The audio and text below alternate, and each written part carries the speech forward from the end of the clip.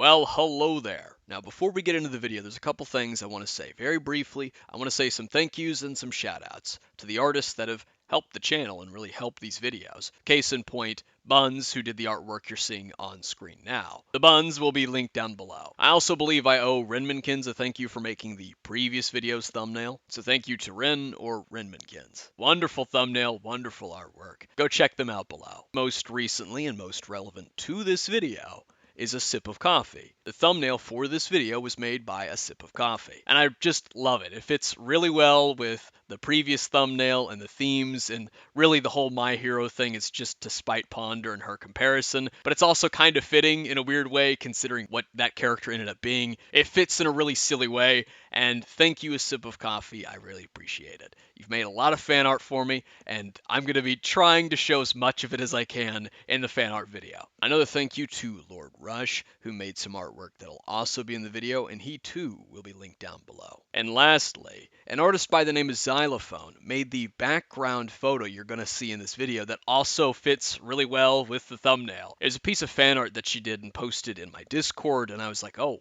wow, that really fits. Can I use that for the video? Considering the art piece that it's referencing, which is a reference of another one, but you get the point. It fits. I asked her if I could use it. She said yes. So naturally, I'm going to shout her out. All the artists I just mentioned will be linked down below. Please check them out. Follow them. If they have commissions, maybe you want to commission them. Now, the second thing I wanted to go over is a bit of an error that I made that's a little annoying to try and fix. The date that will be listed on screen for Part 4, Venom and the Shedding Claims, is not accurate. It's off by a couple of days. I had assumed that, like Ponder and Nezzie's co-op, Ponder and Stone had uploaded these videos on the same day. I was wrong. They uploaded them over the course of a couple of days. Part 4 was uploaded October 9th, not October 6th. Now, that doesn't affect the timeline that I detail in the video, but I thought I'd just point this out ahead of time. That's my fault. This video is a continuation of my previous video on Ponder Sprocket and DarknessStone's 4-part collaboration that came out in October of 2020. The videos that discussed Madame or Ash, Slimurz, and me. This is the part 2 because of how long my initial video ended up being, and where we wrap this retrospective up by covering their final video, titled Venom and the Shedding Claims, Part 4 Finale, with Ponder Sprocket -- Madame / Princess Ash / Ash.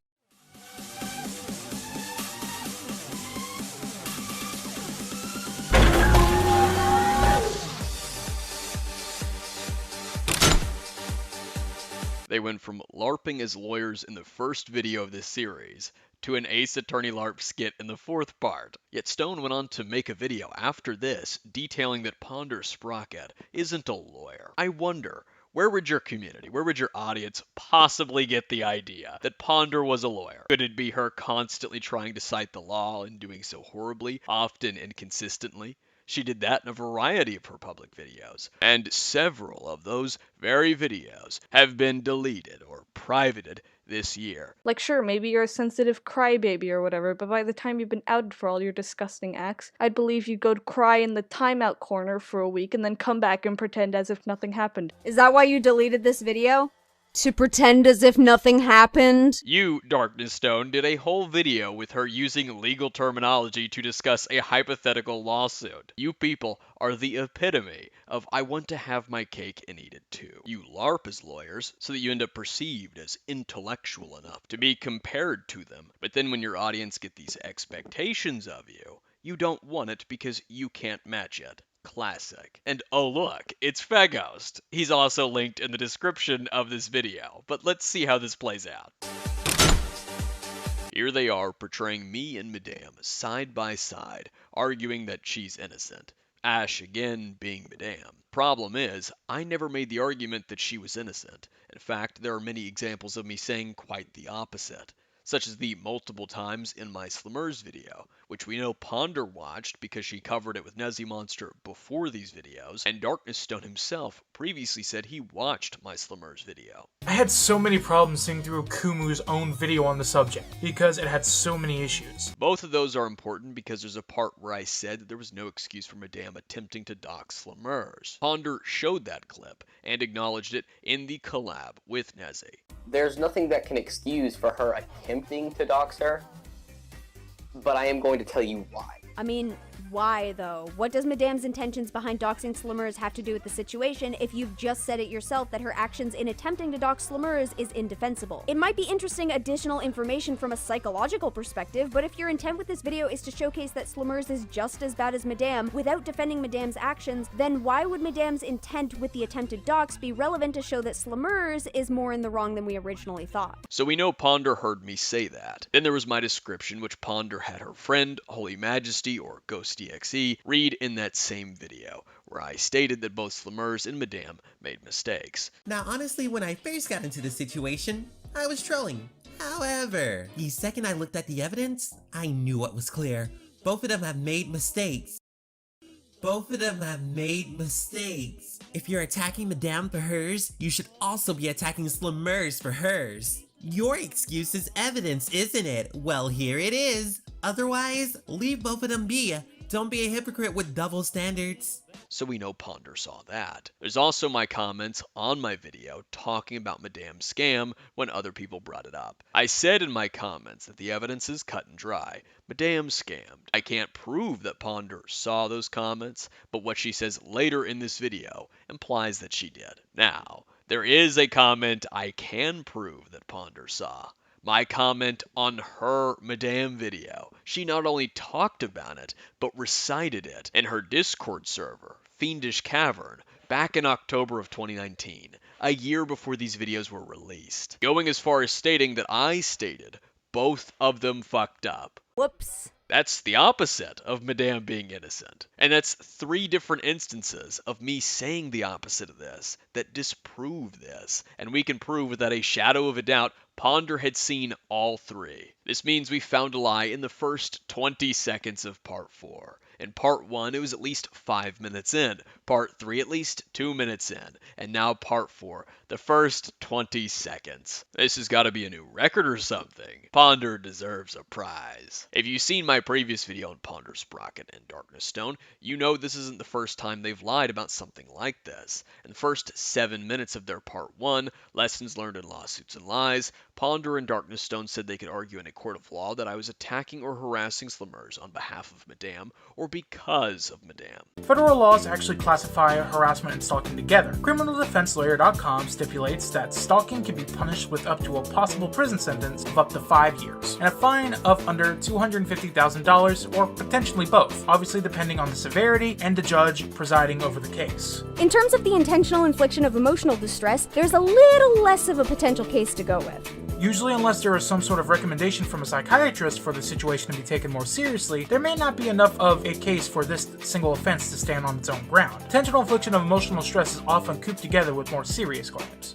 Because of that, it could be up in the air as to whether this particular complaint would go through. On the one hand, there are other offenses to consider alongside it, but... On the other hand, the intentional infliction was a potentially singular incident. And it could be reasonably argued that with that release of the phone number, the intention was for that singular incident to ripple outwards and cause additional distress. It's difficult to say for sure without getting lawyers involved. However, if there happened to be a case where someone publicly made note that they were harassing Slimurz as a result of the situation with Princess Ash, or it could be argued that they were harassing Slimurz on behalf of Princess Ash, the case could be a tad stronger. Thanks, Akumu. As mentioned previously, this 4-part collab came out in October of 2020. Ponder was still working on and scripting these in June and August of 2020. She admitted this later in part 4. And just as an idea as to how long this has been going on for, this series was originally intended to be made in October. We're now in August of the next year. When I last wrote this script in June, she was down to 41,000. Now she's down to 40. The collab with Nezziemonster came out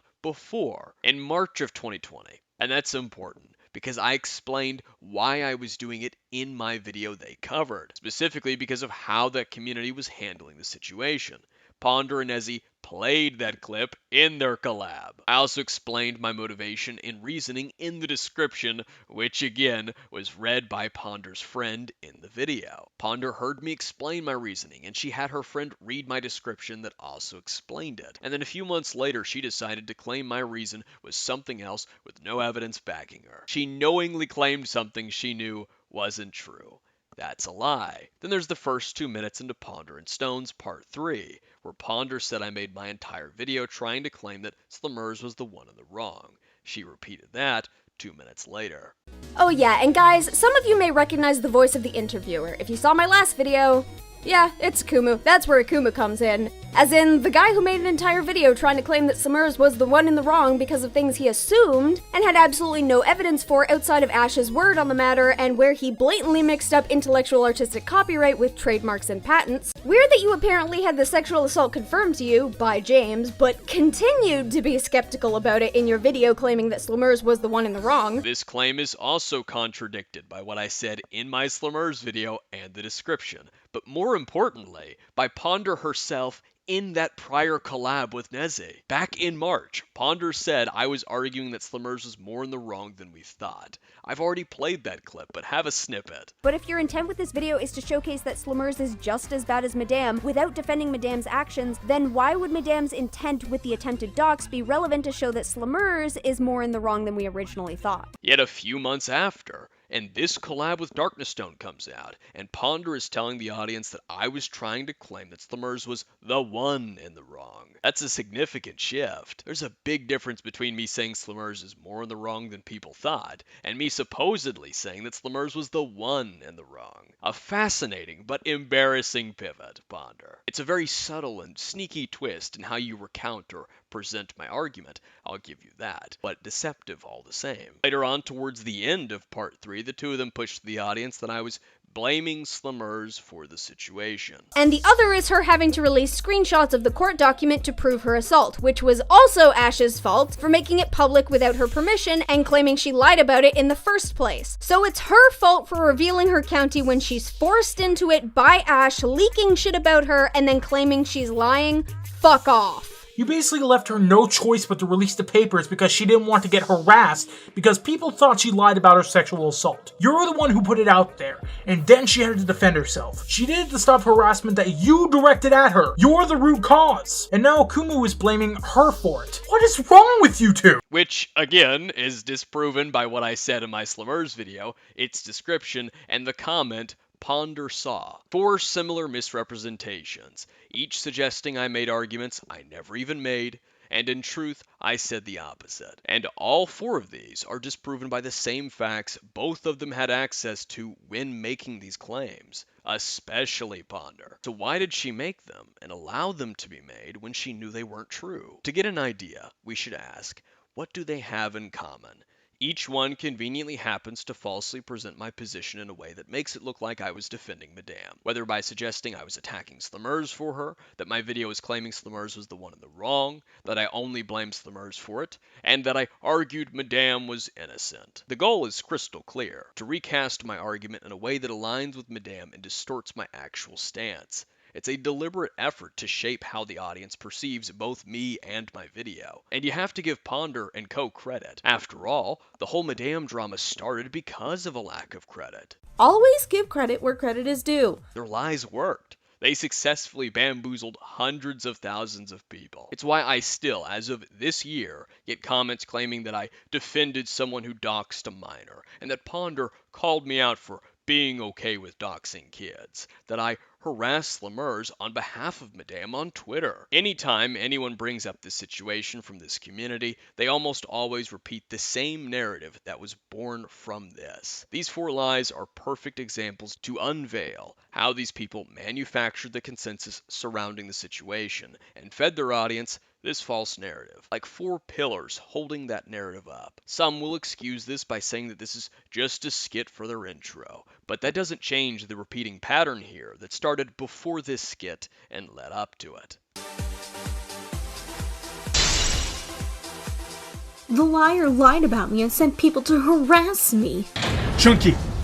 She never sent people to harass you or even lie. Actually, you're the one who sent people to harass her, and you even released her phone number. Who does that? Slimurz specifically said on her Instagram story that she didn't think attacking Madame would get her to listen, but there was nothing else they could do but that. She used the word attack and said they could continue to comment. Ponder and Nezzie already called my comments and my tweets harassment. Ponder and Stone have already deemed my comments and tweets harassment. whether it be part 1 or part 3. The name's Junkie, who was the one who just said that, just a few days before this collab's release, was detailing his harassment from me in Madlib's hit piece. Yes, a couple days after Madlibs dropped her hit piece, these 4 videos from Ponder and DarknessStone released. And his little victim LARP was because of my mean tweets poking fun at him and his friends in the Fruitcake Club for the shit they were doing publicly and privately, which included him making shit up about me to defend his friends, which he continued to do after 2020 and into 2021 and 2022, yet he vehemently denies it. You can see all of that in the FCK Maxim, specifically the events of September of 2020 and onwards. My point is, all 3 of these people, Ponder Sprocket, DarknessStone, the name's Junkie, have all said comments and tweets qualify as harassment. By their own well-established belief, Slimurz also sent people to harass Madame, which was one of my main points to do with the situation. It was the double standard I was talking about. So I think it's fairly obvious why you all are so desperate to avoid acknowledging that fact, and why you won't be consistent with it. She never doxed Slimurz. That wasn't even a real phone number. I got this. It doesn't matter if it was fake. Ash believed it was real until she was told and did it with malicious intent. We have proof of that. Like clockwork. If the number being fake doesn't matter, then why did you previously try to deny that it was fake in your collab with Nezziemonster? I'm just giving you the facts. Nothing in this video is fact. Also, are you serious? The number was fake and she said it was in the post. So it wasn't by definition a dox because it isn't real. That's not how that works. Criminal intent is the intention to break the law. Madame said it was fake in a second post, not the first one. She was under the impression the number was real and thus means she showed criminal intent. And not only that, the number wasn't technically fake. It was a temporary number. It was still Slimurz's number, but it was created by an app and not a registered cell phone. That was still her number. It clearly mattered enough that you tried to deny it. Ash believed it was real until she was told. It's just reworded repetition from the collab with Nezziemonster. That Madame was under the impression the number was real when she released it. And they have flip-flopped on this specifically 3 times by now, and that's not even the worst problem. For me to get to that, I'm going to have to break this down, and it's likely going to give me and you a headache, but afterwards I'm sure you'll understand my frustration. My point has always been Madame knew the number was fake when she released it. When Ponder and Nezzie first tried to dispute that in their 2 videos, as I just played the clip, they said Madame didn't know the number was fake when she released it, that Madame had said it was fake in a second post, not the first one, and that she was under the impression the number was real when she released it. Their assertion hinged on them stating that this post was the second post after the release. That's important. Obviously, to disprove that Madame believed the number was real when she released it, we would need evidence of her acknowledging it was fake before or during the release. That's also important to note, because in Ponder's collab with DarknessStone, the story changed. That exact same post Ponder and Nezzie previously said came second to the release, Ponder and Stone admitted it is the post that Madame released the number in, making it the first one, and meaning Madame said it was fake in the post releasing it. I wasn't wrong, but that's not all, because even while they were contradicting the previous recounting of this event, even as they were finally acknowledging that Madame said the number was fake, in the same post releasing the number, Ponder and DarknessStone still insisted that they were right, because of Madame wording it as apparently fake. I'm not exaggerating. Here's the clip of them doing all of that. Ash didn't know the number was originally fake. I can agree that she maybe thought it was suspicious, sure, but she didn't know it was fake, because of her own wording while releasing the number. It states in one of her Snapchat stories, the one where she releases the phone number, she didn't know that the number was fake. She said, so apparently this number is fake, which means she didn't know the number was fake to begin with. Her own wording gives her away again. You serious? Gee, now I guess we know why Ash didn't explain why she knew the number was fake. Gee, now I guess we know why Ash didn't explain why she knew the number was fake. Bitch, are you dumb? Pardon me? Are you dumb? I think she's dumb. I think she's dumb. I think she's dumb. I think Are you're you? like medically speaking. Now, does this mean Ponder and Nezzie lied about Madame's post coming second? I would say I couldn't definitively prove that, if it weren't for the fact they put extensive effort into pinpointing the time and date of when it happened, of when the post attempting to dox Slimurz came out, so they could correct my timeline mistake. That was in part 2. Within that archive post was a series of very helpful comments left by the exceptionally helpful, without even knowing it, Cutie Pie Champion Mahina. The reason it was a series of comments was because Champion Mahina was commenting in response to Madame's Instagram story updates, which means that these comments could be used to pinpoint an even more approximate time for when the docs happened. Which happens to be exactly what I did. I opened the original story on my phone and changed the date to the 22nd of January, because as of doing this, it is currently the 18th. It read 18 weeks. I changed it to the 23rd of January. It read 19 weeks. Okay, 23rd of January, 3:17 a.m., 18 weeks. 23rd of January, 6:20 a.m., 19 weeks. 23rd of January, 4:25 a.m., 18 weeks. 4:37 a.m., 18 weeks. 4:42 a.m., 18 weeks. 4:47 a.m., 18 weeks. 4:49 a.m., 19 weeks. Bingo! The comments were left between 4:47 and 4:49 a.m. on September 12th. Which means that the docs happened before 4:48 a.m. on the 12th of September. Why they didn't go back and correct the mistake in part 1 and the scripted videos they spent months on is a wonder. That's the funny thing. This is a consistent problem. When these people rarely chose to be truthful and honest to correct me, they keep providing details that tell on their previous or their future deceit, sometimes both, such as this. The problem isn't just that, though. It's that instead of admitting they were wrong, Ponder and DarknessStone used semantics, and specifically equivocation, to move the goalpost and double down. It was first argued that Madame didn't know it was fake because she only said as much afterwards.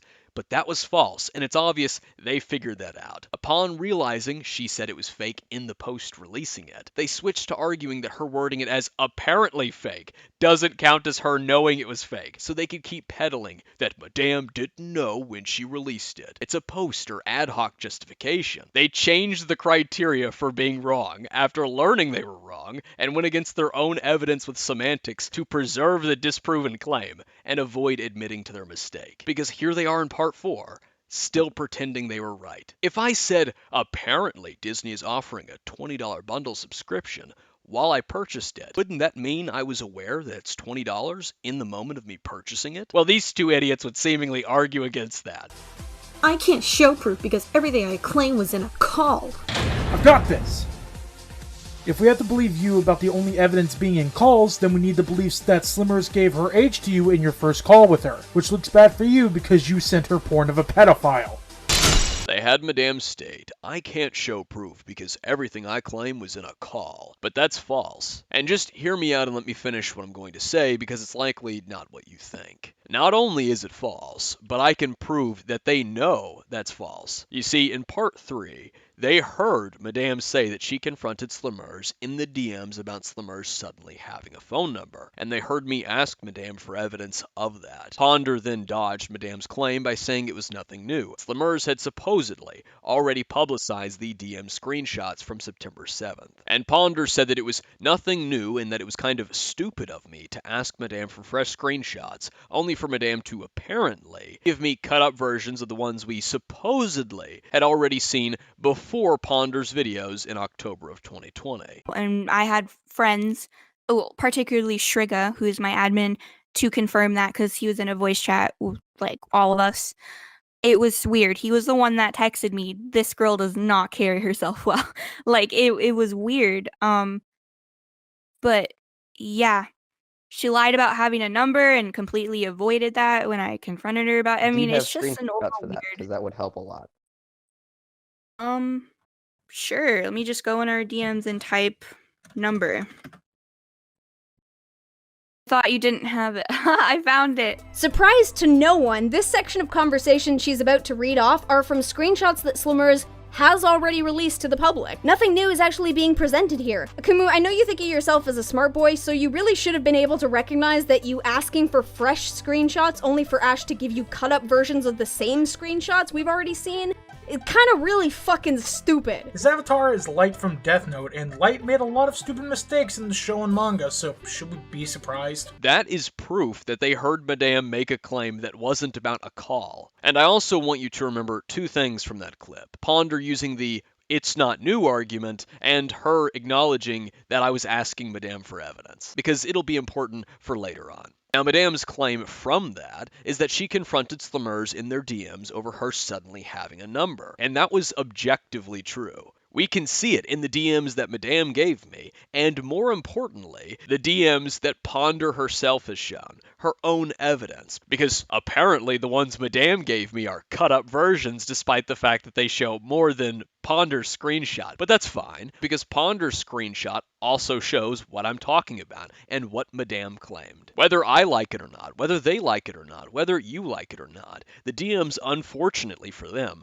reflect that Madame questioned Slimurz about suddenly having a number. That's not the only example either. In Madame's 3000 IQ artist video, a video that Ponder watched and first covered, mind you, Madame mentioned that Slimurz made a post making the situation about age all of a sudden. Specifically that Slimurz was noting the 3-year age gap between the two of them. So for example, when she made a public fabrication about me, she made it about age, and I'm not sure why. So I didn't see the post, I'm just saying this because people have told me, I mean even friends have told me, so I have no reason to not believe them and what they say, but she was making it about age all of a sudden, and that was really strange. So she would be like, oh my god, she's 3 years older than me, I'm the younger teen, I'm 3 years younger, and she's 3 years older than me, and I'm a child, she's an adult. That was another objectively true claim from Madame that wasn't about a call. We have Slimurz's Instagram post. We can see Slimurz noting her age in it, and Ponder has that same post.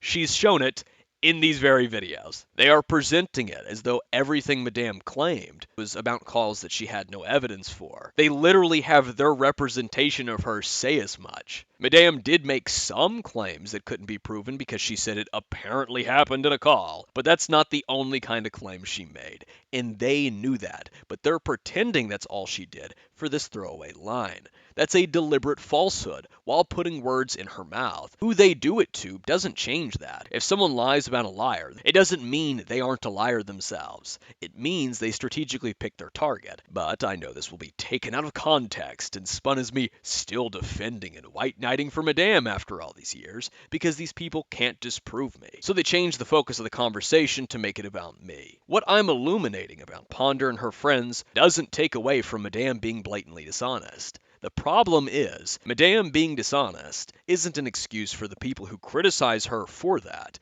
to simultaneously be dishonest themselves. Madame being deceitful and them being deceitful is not a contradiction just because they spoke about her. Both are true at the same time.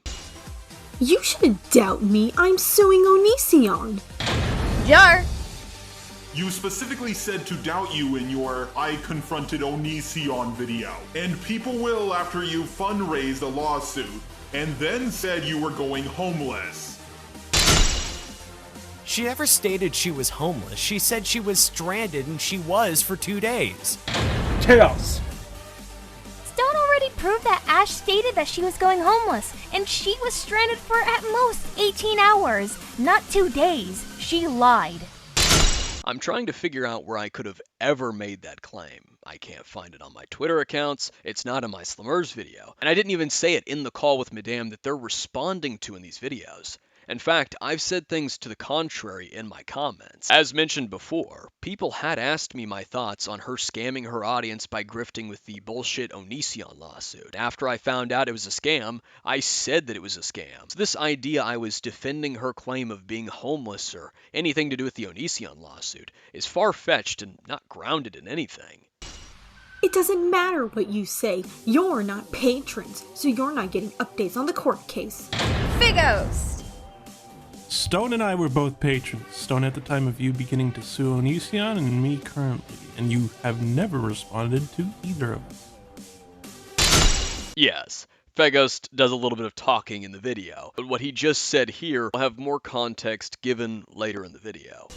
At least she's still suing Onision. She's trying to do a good thing for small creators. I never said that either. It was Madame who said she was suing Onision for small creators. Stone and Ponder have put Madame's words into my mouth. They're having me parrot Madame's talking point when it never left my mouth, let alone my fingertips. This intro skit is meant to show my arguments, Madame's arguments, and their counter-arguments in a digestible, ace attorney, Danganronpa kind of framing. Yet they've contradicted themselves in it, outright lied, and misrepresented by putting words in my mouth, and even Madame's mouth. Just like that meme from part 3. I would say this skit is another perfect example of how these videos are scripted and structured, and thus why they failed to have the impact these people desperately pretended that they had. Their problem is the same problem we can see in the skit. They reinterpret what their opposition has said to give the viewer either a watered down, slightly altered, or completely made up idea in place of their opposition's original words, which in turn gives them the perfect opportunity to reply with something quick and witty to look like they're debunking and disproving. Now perhaps this is a bold assertion early on from me, so after the video is finished, why don't you tell me if you disagree or agree with what I just said, and tell me why. I'll handle this. She is not suing Onision. There is no record of it in the Washington State records. She lied. Now this is true. There is no record because she never filed a lawsuit against Onision, and she did scam the people who donated for that purpose. The person who revealed that she never even filed the lawsuit to begin with was Repsion, and this fact will become more important later.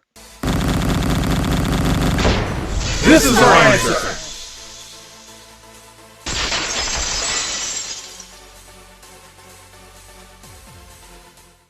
Welcome back to the channel, children of darkness. Do I really sound like a vampire that much? Not really, but this was supposed to be a spooky month co-op, and I wanted to keep up the fun spirits. Heh, spirits. Welcome back to the darkness, everybody, to part 4 of this co-op cavalcade with myself and Ponder Sprocket, where we've been going over the whole situation with Madame and Slimurz, Ash, now being called Princess Ash, just so you're not confused, as well as the interview Ash had with Akumu in her apology, but not actually apology, it's about cancel culture video. Now, don't forget to watch the last 3 videos, links to all of which is in the description, because it is time for the finale. Snuggle up with your tentacles, get your comfy scarves wrapped up tight, sit yourselves down with a bucket of popcorn and some delicious calming tea, and let's end this garbage fire. Nothing ends a garbage fire quite like feeding its flames with misinformation and false accusations in the equivalent of dumping rocket fuel on it, and then running away from it and pretending the fire isn't there, let alone spreading. All while it consumes and engulfs your community, you act as if everything isn't unraveling. And then when it begins to near your door, when that flickering blaze is far too large for you to pretend it isn't there anymore, what is your response? Would you look at the time? I gotta go, guys. We may have made this mess, but he's going about it in destructive ways. I don't make this kind of content anymore. And it also works for Instagram. That's gonna get me a people's recommended. There's like a little... I feel like not a lot of people know this about Instagram, but when you're on the search page, it's like recommended for you, and like I'll see people that like my friends follow or something, or like that's getting a lot of comments, someone that's popping lately. It's the same thing. I've been getting so many new followers. My AdSense tripled. That's a flat out lie. If she's implying that this situation has garnered her new subs, you can literally see from the fact that she had a 50,000 subscriber special and now needs to get back to that milestone that she's lying. And even if it's not the most reputable, your social blade is tanking! I have no idea where she got this claim from. And just as an idea as to how long this has been going on for, this series was originally intended to be made in October. We're now in August of the next year. When I last wrote this script in June, she was down to 41,000. Now she's down to 40. The glass ceiling is real. It's almost like credibility can be tarnished. How quaint. Very quaint. These words go far beyond what you intended, given you're now in a similar position that Madame was in, just a few less eyes, and minus the attempted doxing. I mean, it's not really a big deal. I almost like just want the comments to keep happening, just because I really don't care. I know eventually it's gonna die down, and I mean the same thing happened for I'm Alex. James Oh, Charles, yeah, I'm he pretty lost a sure. bunch, and now All he's these just people that were regaining them. so-called canceled. Yeah, because cancel culture doesn't necessarily exist. You know, despite me complaining about it for the better half of this whole video, saying that it's bad and that people shouldn't have this mentality that contributes to it. The reasons for those two being the target of cancel culture are different, and have different reasons for happening. I'm Alex falsely accused his best friend of rape, whom you, Ash, called a rapist in your own deleted video, and James Charles proved the claims against him false with evidence and receipts. Ash can't seem to do that. Also, I have yet to see any strong evidence against Slimurz that accuse her of anything just as bad or worse than what Ash has done. I mean, provided you ignore Akumu, since we all know how that went.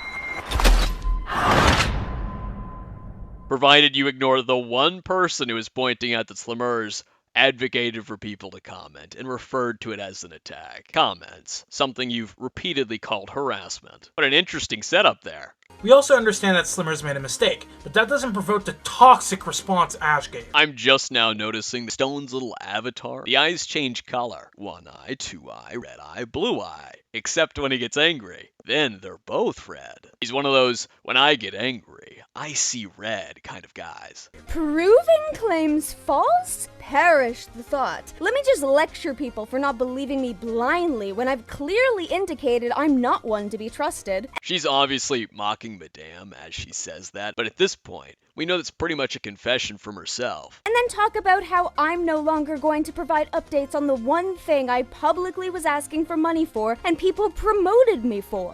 The thing is, she keeps comparing herself to James Charles, but does nothing to absolve herself like he has. It's like she has the instructions to an IKEA shelf and she just makes a carrot. How do you do that? These lazy millennials want to be the victim of cancel culture but don't want to put in the work to provide the receipts. Making carrots out of shelves, well, back in my day. Ponder, please wrangle in your guppy. It should exist for people like Austin Jones, but unfortunately how this whole thing works is you get the same amount of like hate and death threats that an actual child predator would, like Austin Jones. These people should be canceled, not because James Charles said something you didn't like. Yeah. What about this person stole from and then attempted to direct harassment towards a minor? Where does that one fall on the should or should not be canceled spectrum? Apparently Repicide comments in the wrong place. Don't you fucking start with me. Well, why not? I'll happily start with you. It's such a good question for you of all people to ask, especially with your emphasis on attempted to direct harassment towards a minor, since we now know you knew about Fuchsia Butter's video on me because you watched my response to it and my video contained most of it. What about this person lied about and then attempted to direct harassment towards a minor? Where does that fall on the should or should not be canceled spectrum? You cared so much when it was Slimurz and Madame. Where was that care when it came to the FCK? Given that you also lied about that same minor across 5 videos in 1 year. We both know that you knew about Madlib's video too. That came out just before this one. How about something worse? We now know that you freaked out in early 2020 because you found out that Sprocket had kept the nudes from his past relationship when he was underage into his adulthood, only to invite him back because Chuli, who was 16 at that point, asked you if he could come back. The same guy that you believed to be a potential danger. And yet you let him just waltz right back in. Where did that fall on your should or should not be canceled spectrum? And I know people often say, well, Chuli should have known better, that it's on her for asking.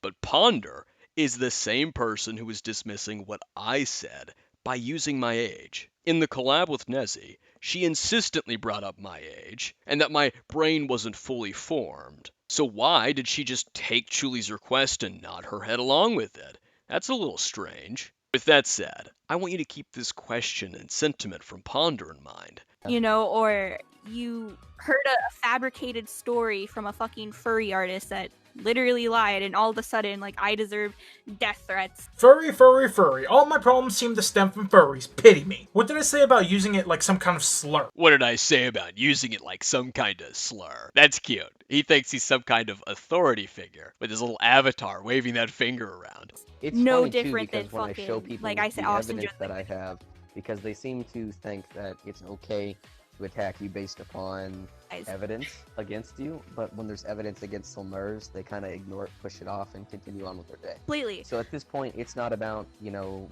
right and wrong or justice. It's just about attacking you just to attack you. What evidence? All of it is pointed to you, Ash, not Slimurz. Show me that evidence, or your word is invalid. Should I spell it out for you? EVIDENCE. Evidence! Look at him go. He's showing us that he knows how to spell it. We've got ourselves a spelling bee champion on our hands. I think he deserves a grilled cheese. Now, I've been over this ad nauseum. Slimurz's Instagram post literally referring to commenting as an attack and condoning her followers to continue commenting. That is hypocrisy. And speaking of exactly that, Akumu, everything that you have provided to imply that Slimurz was in the wrong was either stuff that we had already seen, or it's stuff that you had the timeline wrong on, such as the post you claimed was Slimurz sending people to harass Ash, thus resulting in Ash attempting to dox Slimurz, when the post you cite as the reason wasn't even made until over 3 hours after the attempted dox even occurred. While I was absolutely wrong about when Slimurz made the Instagram post condoning the comments, I was not wrong about her making the post. That is still her post. You're pointing out that I was wrong about when it happened to assert that means I'm somehow wrong about the hypocrisy with the post and your condemnation. Well, inconsistent condemnation. You saying we've already seen it doesn't change the evidence or make it go away either. Just because we've already seen it doesn't mean it isn't being overlooked or ignored. This is just you indirectly saying that it isn't new, and this is the second time you've mentioned the age of a piece of evidence in order to dismiss it. You did it previously in part 3, and I've shown it already. That was about the DMs from September 7th, where Madame questioned Slimurz for suddenly having a phone number. You said nothing new is actually being presented here, and that Slimurz had supposedly already publicized those messages prior to your video, that we've already seen it. Surprise to no one, this section of conversation she's about to read off are from screenshots that Slimurz has already released to the public. Nothing new is actually being presented here. It's the same thing you're doing here in part 4, but with Slimurz's Instagram post. To best explain it, here's a scenario. Detective A realizes a piece of already collected evidence disproves a claim, but Detective B says, well, hold on. That's not new. We've already seen that, to dismiss what Detective A is trying to point out. Is that very honest of Detective B? No. The age of the evidence doesn't make it any less valid. Whether the evidence is factual or not determines its validity. You are rejecting evidence based on when it was discovered, rather than its content and what it substantiates. And fun fact, that's a logical fallacy called chronological snobbery. When someone treats an idea or evidence as invalid or irrelevant because it's from the past, rather than its actual merit. It's also been referred to as appeal to novelty, and that is defined as the assumption or assertion that only new evidence is relevant, with older evidence automatically dismissed. Sound familiar? This has commonly been used by both the art and slideshow commentary community, such as to dismiss my videos on Ponder and my evidence against her. A particularly amusing choice, given that Ponder is on record defending covering old videos. That it doesn't matter how old they are. This fallacy has also been used to dismiss the evidence against the FCK, and especially any evidence against Doodle Tones. If you've ever wondered where they likely learned it from, here's one of the main culprits. And if you think it's unfair of me to blame Ponder for two communities who just so happen to look up to her using this fallacy, I'd like to remind you that she's on record saying she makes her videos as teaching lessons for her audience. The best part, though, you, Ponder, have been both Detective A and Detective B in these videos, just at different moments. That's what makes you using this fallacy so beautiful. It diminishes so many of your own talking points, because you have constantly used evidence that wasn't new, that we've already seen, to disprove and or prove something, even to make false claims. An example of you doing so is your screenshot of Nightfish's comment, which you had in your first Madame video from 2019, then in the collab with Nezzie, and then in this series with DarknessStone. Another example is the very screenshot of Slimurz's Instagram story where she condoned the comments. You showed it in the collab with Nezzie, and then in this collab. Another example is a screenshot of Madame's Instagram story where she released the fake number. You showed that in your Madame video, then in the collab with Nezzie, and then in this series with DarknessStone. A fourth example is your screenshot of Champion Mahina's comment under one of Slimurz's Instagram posts. You showed it first in your Madame video, and then used another screenshot of that user's comment in your collab with Nezziemonster to correct my timeline mistake we were just talking about. Or it's stuff that you had the timeline wrong on. And you reused that same evidence in this series with DarknessStone. Huh. You used evidence we've already seen that wasn't new to correct a mistake on my end? On someone else's end? Why does that sound so familiar? Almost like that's exactly what I was doing. Now, my fifth, final, and personal favorite example is when you showed the exact same fucking September 7th messages from Madame and Slimurz's DMs after you had dismissed them for not being new. She lied about having a number and completely avoided that when I confronted her about it. I mean, it's just an overall weird. Because that would help a lot. Sure. Let me just go in our DMs and type number.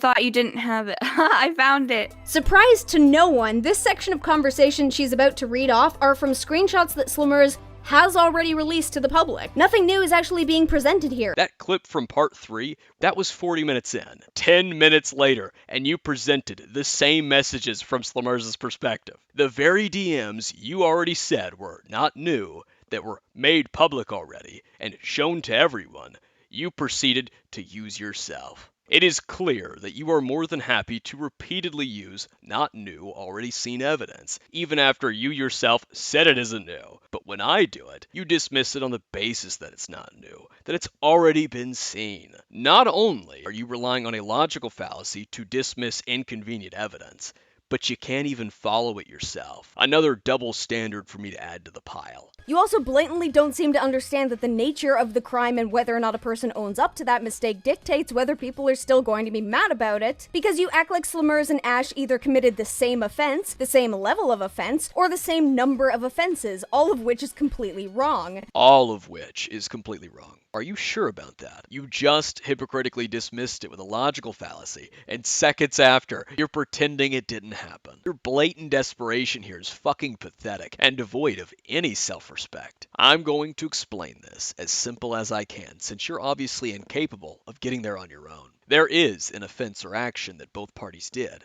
and it's one of the consistent criticisms of Madame. Even you criticized Madame for it. You've worded it as directing targeted harassment, a targeted harassment campaign, and directing harassment. Now, Slimurz's Instagram story from 2019 that I've had to consistently bring up because you're a slippery liar is her referring to comments as an attack and telling her thousands of followers that they can comment. So you guys can comment, I don't mind. That is plural.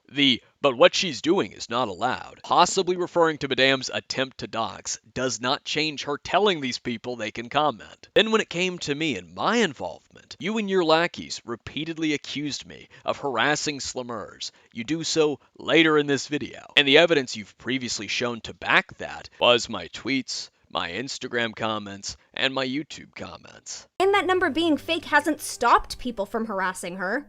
As you can see on screenshots on top of screenshots we have of you, Akumu, sending hate towards Slimurz, saying you were going to punish her. Meaning tweets and comments qualify as harassment to you. But that's not all, because you also acknowledged that I was seeking to even the scales and had told people to attack Slimurz. You said that I was doing the same thing Slimurz had done, that I was no better than the people I was claiming to be the problem. Akumu, if you believe that people are attempting to cancel Madame and that they are doing so through this harassment that's going on, and you are, of your own admittance, trying to even the scale by delivering the same levels of harassment to Slimurz, that would mean that you are attempting the same thing with Slimurz. Cancel culture is effectively a means of harassing a person or ruining their reputation enough that their current, usually online occupation is no longer viable, which is what you are doing with Slimurz. That is what evening the scale means. Herpader. It doesn't suddenly change if only one person is doing the harassment, especially if that one person is indicating that they are attempting to make the level of harassment equal with that which is intended to cancel someone. Do not pretend like you are somehow more high and mighty because you are a single person responding to a non-coordinated quote-unquote attack on Madame by then coordinating an attack against Slimurz. And with this video, encouraging other people to do the very same. You are no better than the very people you are claiming to be be the problem. You then also accused me of trying to target harassment. This situation should be over, but I also want Slimurz to get attacked. Over what? The thing she already apologized for? People vilify Madame because she hasn't learned and has fucked off with people's money somewhere in comparison to Slimurz, who has apologized numerous times. Why are you trying to vilify someone for something that they have learned from? What would be the point of learning and progressing when her doing that still isn't good enough for you? Wait a fucking minute. He's trying to vilify someone based on a past mistake that they have acknowledged and learned from. Holy shit, Akumu is supporting cancel culture. Whoa, sick of my god! Also, can we take a moment to just marvel at how he is actively trying to get people to hate on an individual, something that is a super big no-no in the commentary community, and something that everybody said not to do to Madame? Way to target harassment to someone while also saying earlier how you don't understand why someone would do that. Double standards much there, buddy? You, Ponder, treated the same action differently, based on who did the action. When Person X encouraged comments and referred to it as an attack, you vehemently denied that it was inciting harassment. When Person Y encourages comments and refers to it as an attack, you said that was inciting harassment. Person X is Slimurz and Person Y is me. If my comments were harassment, and if me telling my non-existent followers to attack Slimurz was inciting harassment or directing hate, that means Slimurz telling her many more followers to continue commenting while referring to it as an attack was also inciting harassment and directing hate. Your own arguments and statements have cornered you again. You first criticized Madame for targeted harassment. You then made excuses, denied, and have avoided the fact that Slimurz did it despite her calling it an attack and telling people they can comment. And then you condemned and criticized me for my comments, called them harassment, and accused me of targeting harassment when I had also used the word attack. You noted my hypocrisy, and that was the entire point behind me doing it. Before I made my video, before I had my Twitter, and before I really got involved, I saw your community was already denying what Slimurz's Instagram story was. I thought the simplest way to expose it was to do the same thing Slimurz did in it, and watch you all hop on it like a bitch in heat to squeal harassment. And you didn't disappoint. Your denial not only further proved the double standard, but you gave me more double standards and hypocrisy to work with. I'm not saying this to give the idea I'm so smart or to stroke my ego. Literally anyone looking at the entire situation critically could have done that. I'm saying I wanted to show that you people switch up on a dime, that you're selective on when something is a problem. From the beginning, this is about me shining light on double standards, and in your futile effort to cover it up, you, your friends, and your community added an absurd, heaping landfill to the conversation. Slimurz owned up to her meager mistakes early on. Where did Slimurz own up to inciting harassment towards Madame? She didn't. And yet every time I pointed that out, you kept saying that Slimurz owned up to her mistakes already, in several of your videos ad nauseum. So, yes, you are in a way condoning what Madame did by placing her illegal actions on the same basis as Slimurz wanting credit and simply going about it in the wrong way. Something that she has admitted to and apologized for, but apparently you and Madame are just that fucking petty. So I replied, "It's okay, I understand, I was just upset at the moment. Sure, it was messed up, I didn't DM you, but I'm sorry for that, that was sucky of me. I clearly apologized and said that was sucky of me and I'm sorry." And then she goes again. Way to leave in the bit where she openly says that she messed up and that she apologized. Oh wow, acknowledging your mistakes in an effort to be transparent about the situation? You mean that thing that Madame hasn't been doing? Madame, throughout this whole video, has done nothing but bury herself due to her own stubbornness and ego. She has shown she doesn't like it when people point out her mistakes, and yet you still put her and Slimurz, an individual who has apologized and moved on from this, that she is at equal fault. In comparison to Slimurz, who has apologized numerous times. What Slimurz did apologize for was commenting on the video rather than directly messaging, and her making the vent post, not inciting harassment by telling people they can comment. Because to you, as you've well established, comments are harassment. So you saying Slimurz apologized for her mistakes has nothing to do with my point, and you know that. But even if Slimurz had owned up to directing harassment towards Madame, that wouldn't change the fact that the surrounding community, you, Ponder, were inconsistent with it, that you all were hypocrites in the conversation. Ash, as we will see later on in this interview, believes she has done nothing wrong. You have never been one to talk about all of this evidence you have that everyone is ignoring. I have never been one to talk about all of the evidence I had that everyone was ignoring. You have to be fucking kidding me. There's no way you're being serious right now. There's no fucking way. You chose to say that just a few minutes after you not only dismissed my evidence for not being new, but then proceeded to deny what an event was, despite you yourself having the same exact evidence. Mind you, you're the same person that titled your video, accumulating non-existent evidence. You are the epitome, the perfect representation of exactly what I was talking about. I was dealing with people denying the evidence I was presenting them, and you come barging on in doing exactly that across 6 fucking videos. And you have the gall, the testicular fortitude to say this shit? Oh my god. You have no fucking self-awareness, not a shred of it, not an ounce. I am baffled. I need to get a drink. Okay, I'm back now, but I wanted to add this little cherry on top before I moved on. Just to give you an idea as to how ridiculous this really is. Ponder is one of the biggest reasons why the community refused to listen to me on anything. She was cited #1. These videos with DarknessStone and Nezziemonster were the main videos cited for why people shouldn't listen to me, shouldn't hear me out. Their false claims, their misinformation, their false accusations were what was used to argue that I never had evidence for anything. That I came into the situation not knowing what I was talking about and swinging my dick around. That's what someone from the SCC had said privately. So the heaping piles of evidence I already had on the FCK were being denied by this point in time, October of 2020, when these videos came out, even in the context of the Madame situation. Her saying that, despite proceeding to then deny several pieces of evidence I presented, but also in the context of when this video came out. Because at that point, I was putting out evidence in regards to what the FCK were doing to me and in private, particularly with Toasty Vanilla, and her surrounding community were already immediately denying it. That conversation where Nezziemonster and Doodletones, 2 of Ponder Sprocket's previous best friends, where they tried to deny and act like me and Renmankins were fucking crazy and what we were accusing Toasty Vanilla of, that was in Ponder's Discord server, and that was in October of 2020. That is just how poetic this shit turned out to be. Cancel culture is just like a hobby for some people, and I've had people make old accounts and actually send me not only gore, which like doesn't really bother me that much, but like illegal like child pornography. I had to sit, like, I really did not want to do this, but Instagram has this thing where like you kind of tap to and blur it a little bit. You can kind of see. Once I saw the first image, I did not even look at the others. I just started reporting all of them. Like, it's just like a game to people. It's like, oh cool, now we have like a reason to like attack someone publicly. And yeah, it's pretty much just like a fucking internet game. It's really sad that I could get the same amount of hate that like a rapist or a pedophile on the internet would get. If you actually think. So a rapist or a pedophile.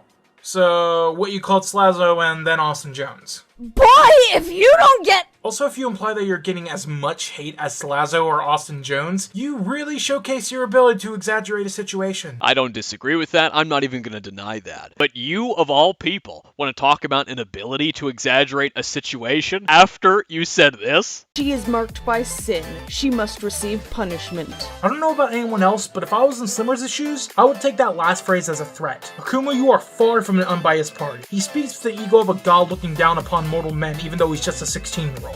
Also, Akumu, if you kept on harassing Slimurz, she could have reported you to the police. The same guy who admitted that he would be threatened by Weeblarp tweets, quoting fucking Zamazu. The same guy who tried to say that Slimurz could report me to the police for those same tweets is talking about someone else's ability to exaggerate a situation. Not to mention that you yourself have stated that someone asking you to credit the artist is not hate, and that's, what, half of what the comments on your videos are about? At the very least, it's what most people are still on your case for. The rest are probably on your case about the lawsuit. You're right, Ponder. Madame did say that she doesn't consider the comments asking or demanding for credit to be harassment or harassing her. The problem is, you do. So, no, you don't get to do this, because you've already established through several videos by this point that you believe comments are harassment. But now all of a sudden you're going against that and willing to agree with Madame? That's really convenient. Almost like you decide when comments are harassment whenever it suits you best. I believe that's called a double standard. Well, that being said, in regards to the comments, I don't know. I know it's going to die down eventually, and I really don't care because, like I said, all these hate comments are based off of, like, fabrications. Like, I could literally care less. I'm living my life in Seattle, focusing on my lawsuit. That people are trying to Yeah, about the fucking say lawsuit. it's not happening. Is there any No, news and you I can went to provide like on it? one concert. Is there any what? Oh, are you there? Yeah, You cut out. I asked about I didn't the lawsuit. Is there any news you could provide on it? Like anything that would at least Um, give some credibility? I believe you on it. I don't have a reason to not believe you.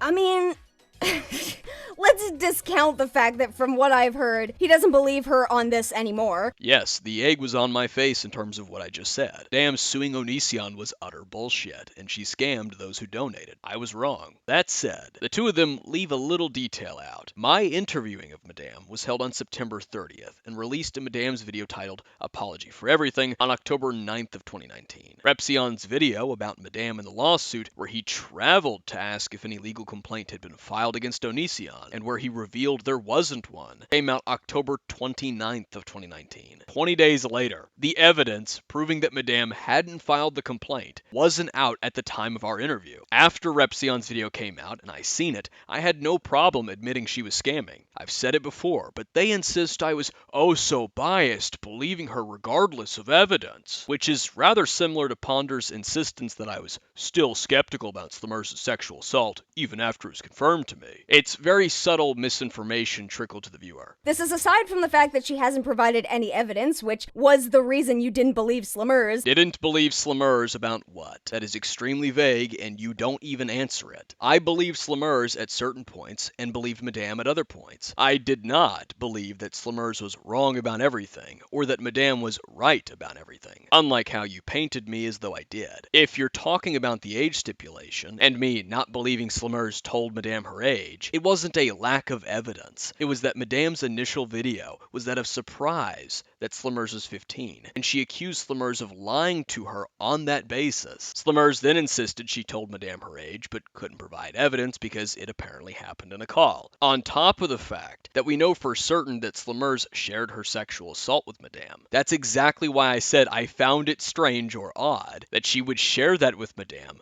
but not her age. I mean, by that logic, why believe Ash over Slimurz at all? What reason do you have to think that Slimurz is lying over Ash? Because Ash said that she lied? Well, Slimurz has also said that Ash has lied. So why believe Ash specifically? Slimurz actually provided more proof than Ash tenfold. It would make more sense to believe Slimurz. Is it because you like Ash more than Slimurz and therein are willing to believe what she says without proof? Slimurz lying over Madame? It wasn't over. It was that I believed they both lied at different points, and willing to believe what Madame says without proof. Really now. You have heard me ask her for evidence multiple times. Case in point, seconds ago when I asked her to share evidence of the lawsuit. And again, the proof that the lawsuit wasn't filed didn't come out until almost 3 weeks after the interview. With that said, I'm going to save my in-depth response to this claim for the end of the video because, of course, this does come up again. And I think it'll really show what's behind this and what they're even doing to make this claim. It goes a little bit deeper than you think. Which we've already seen because you demanded proof that Slimurz was telling the truth about her assault because Ash claimed that she wasn't. In part 3,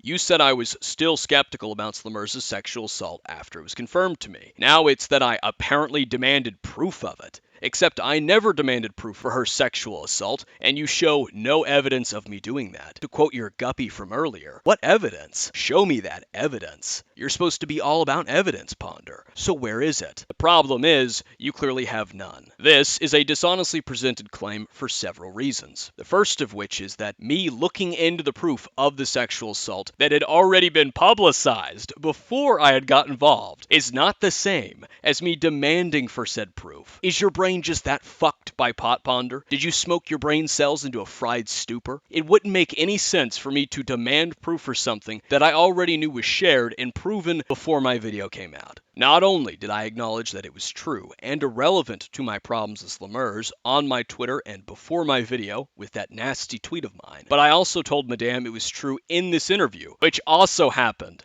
before my video came out. Again, the interview was held September 30th of 2019. This is kind of how it went, and it sounds crazy, but it's like, hey, I'm like a really big fan of your channel, whatever. And I'm like, oh my god, hi, it's nice to finally get in a call with you.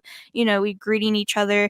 And then she's like, oh, by the way, I was raped. It was just very sudden and like abrupt. I could understand and your it was just like skepticism and suspicious about it. I was very suspicious about it until the It was confirmed by James. My video came out October 2nd of 2019. The same video where I acknowledged that the sexual assault is true. I specifically called Slimurz a sexual assault victim when I was complaining about the people who were using her sexual assault as an excuse for her in the Madame situation. Both of them have to learn from their mistakes. But at the same time, just because one's a public figure and just because one is 4 years older does not mean that you entirely ignore. Just because one of them is 15 and is a sexual assault victim doesn't mean you ignore them. Now we know you saw this clip, Ponder, that you heard me call Slimurz a victim, thanks to your collab with Nezzie. But at the same time, just because one's a public figure and just because one is 4 years older does not mean that you entirely ignore. Just because one of them is 15 and is a sexual assault victim doesn't mean you ignore them. Hey Ponder, you want to see something funny?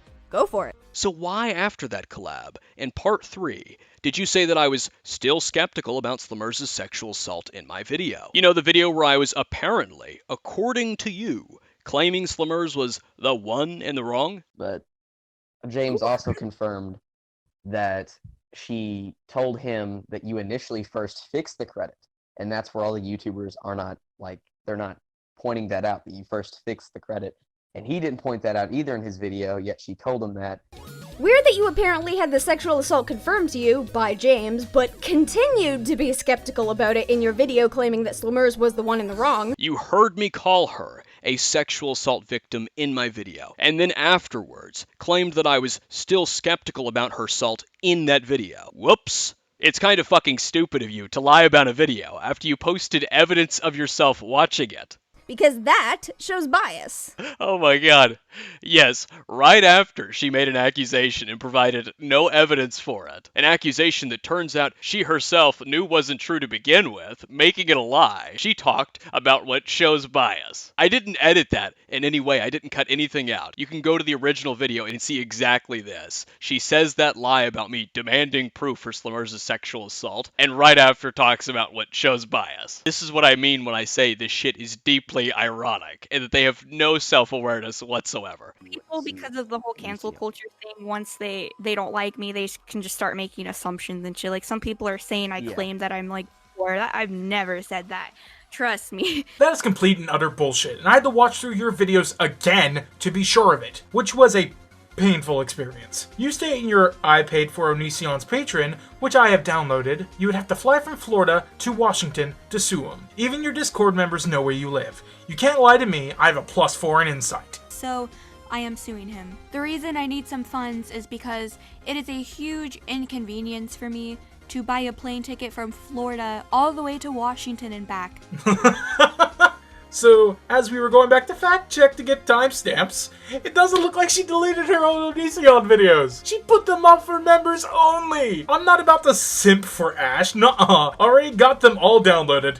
I love how I keep running into this bullshit. Makes sense that only the people who are directly, continuously sending her money are the ones who get to see that content, because they're already the ones least likely to question her. A +4 in insight, huh? We'll see about that. You did catch Madame in another contradiction and an outright lie, so good work. But I'm a little curious, since you were willing to play a clip there to prove your claim, why didn't you play clips previously, like when you claimed I was still skeptical about Slimurz's sexual assault? Perhaps because there was no clip to play, or when you said that I demanded proof for her sexual assault. There was no clip for that either, because I've watched my own video multiple times by now. Or when you claimed that I used Slimurz's personal information, but provided no evidence for that. Surely a clip or some kind of screenshot would have helped. You're clearly willing to play clips from videos, so where are they? Oh, I never said that. What was that thing Ash said about liars, that they're the worst and that she doesn't fuck with them? Yeah, seems about right. Oh no, Scoob, how is she gonna fuck herself then? Ponder. Your tard is doing shitty voice impressions. This is a key moment where you wrangle your tard.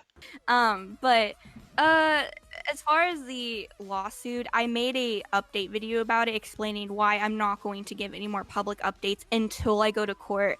And when I go to court and shit, that's when I want to make like a really long video, talking like 40 minutes long, explaining the importance of small creators having the ability to like sue in small claims, and I want to like provide evidence about the whole like Onision thing when I actually take him to court, and that's something that's really important to me. That's why I'm here in Washington. Like I'm taking my time with this. Here is Madame going on about how she was supposedly doing the lawsuit for small creators. Now, retrospectively, we know that was bullshit, but you'll notice that's not me saying that. So I have to ask, why were these words that left her mouth put in my mouth in the intro to this video? That's a little odd.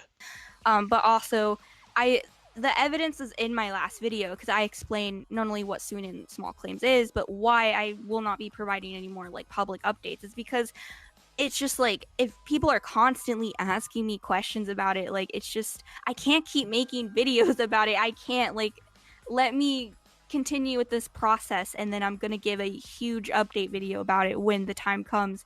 And I think I made like a 30-minute or like maybe 20 minutes, I don't remember, video going in depth explaining why I think this is the best decision, to not constantly give updates about it, because it's gonna become old news. I just want to wait till I get to court, and that's when I'm gonna like make it all public again. I don't know, that seems a little counterintuitive to your initial claim about the lawsuit, where you stated, "I see no issue explaining it to my subscribers because if I were vague, donating would feel like a scam, at least in my eyes. You deserve to know the details." So then, at a time when the details became kind of important because people were under the impression that it might be a scam, Ash chooses to go silent? Sure. She also states that future updates will go out to her patrons, but guess who hadn't been updating her patrons? And she chose to remove her Onision videos, or now put them behind a paywall. You know, those videos that publicly cataloged the claim that she was going to sue Onision, now they're only available to channel members, the people who keep feeding her money. It's almost like Ash is trying to hide public acknowledgement of the event. I also have them all downloaded,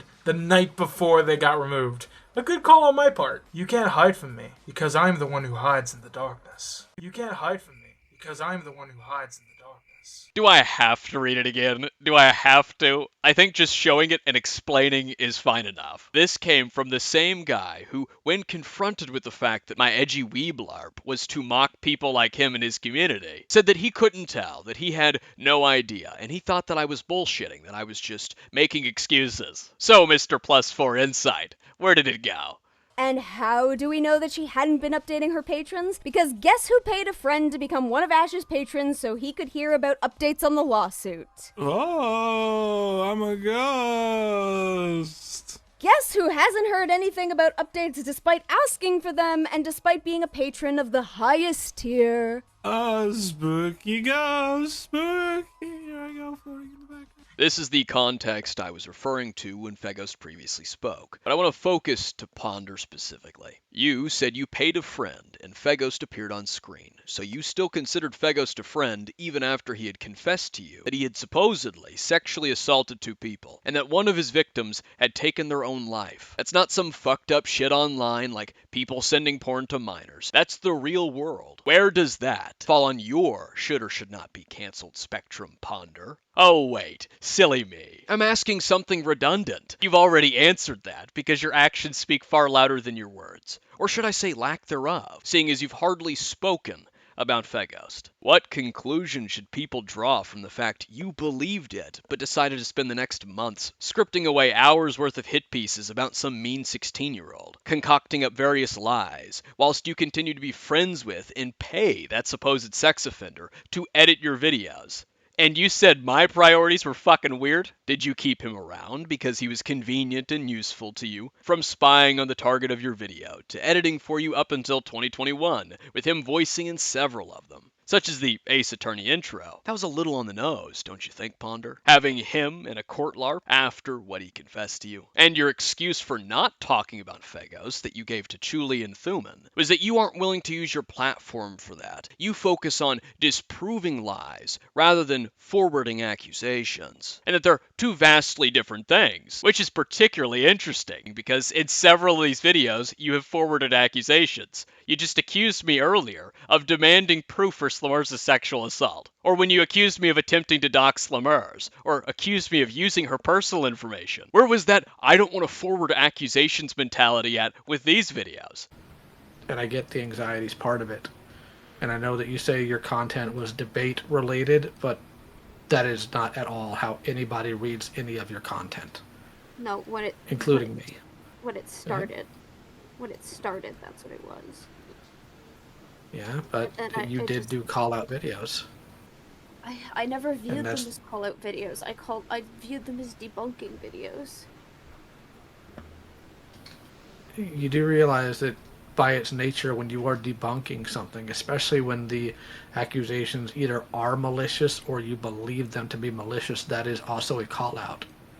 I never viewed it as that. I can recognize that now, but that was not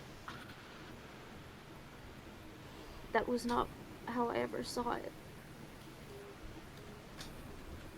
Suddenly you dropped your rule? That's pretty convenient that you go from forwarding accusations to suddenly you don't want to do that kind of content, when it just so happens to be Feghost, right? That is some peculiar timing. Let me wrap my head around this for a moment. You found out about Feghost, the initial confession, 2019, and we know you believed it. I know you're going around telling people privately that you didn't believe it, but your own statements, as fucking usual, your own statements from back then, confirmed that you believed it, up until he admitted that it was a bogus confession to punish himself, yada yada. Happened in 2019, you believed it. And then there's your reason that you've now provided us for why you never talked about Feghost. You don't make those kind of videos. You focus on disproving accusations, not forwarding them. But a simple glance at your repertoire of videos, up until Feghost was called out by Chuli, which I find fascinating because you were the one who said that minors shouldn't be talking about stuff like that. Minors shouldn't be involved. My brain wasn't fully developed, so I didn't know what I was talking about. But back to your videos. Over that period of time from when you knew about Feghost and then Chuli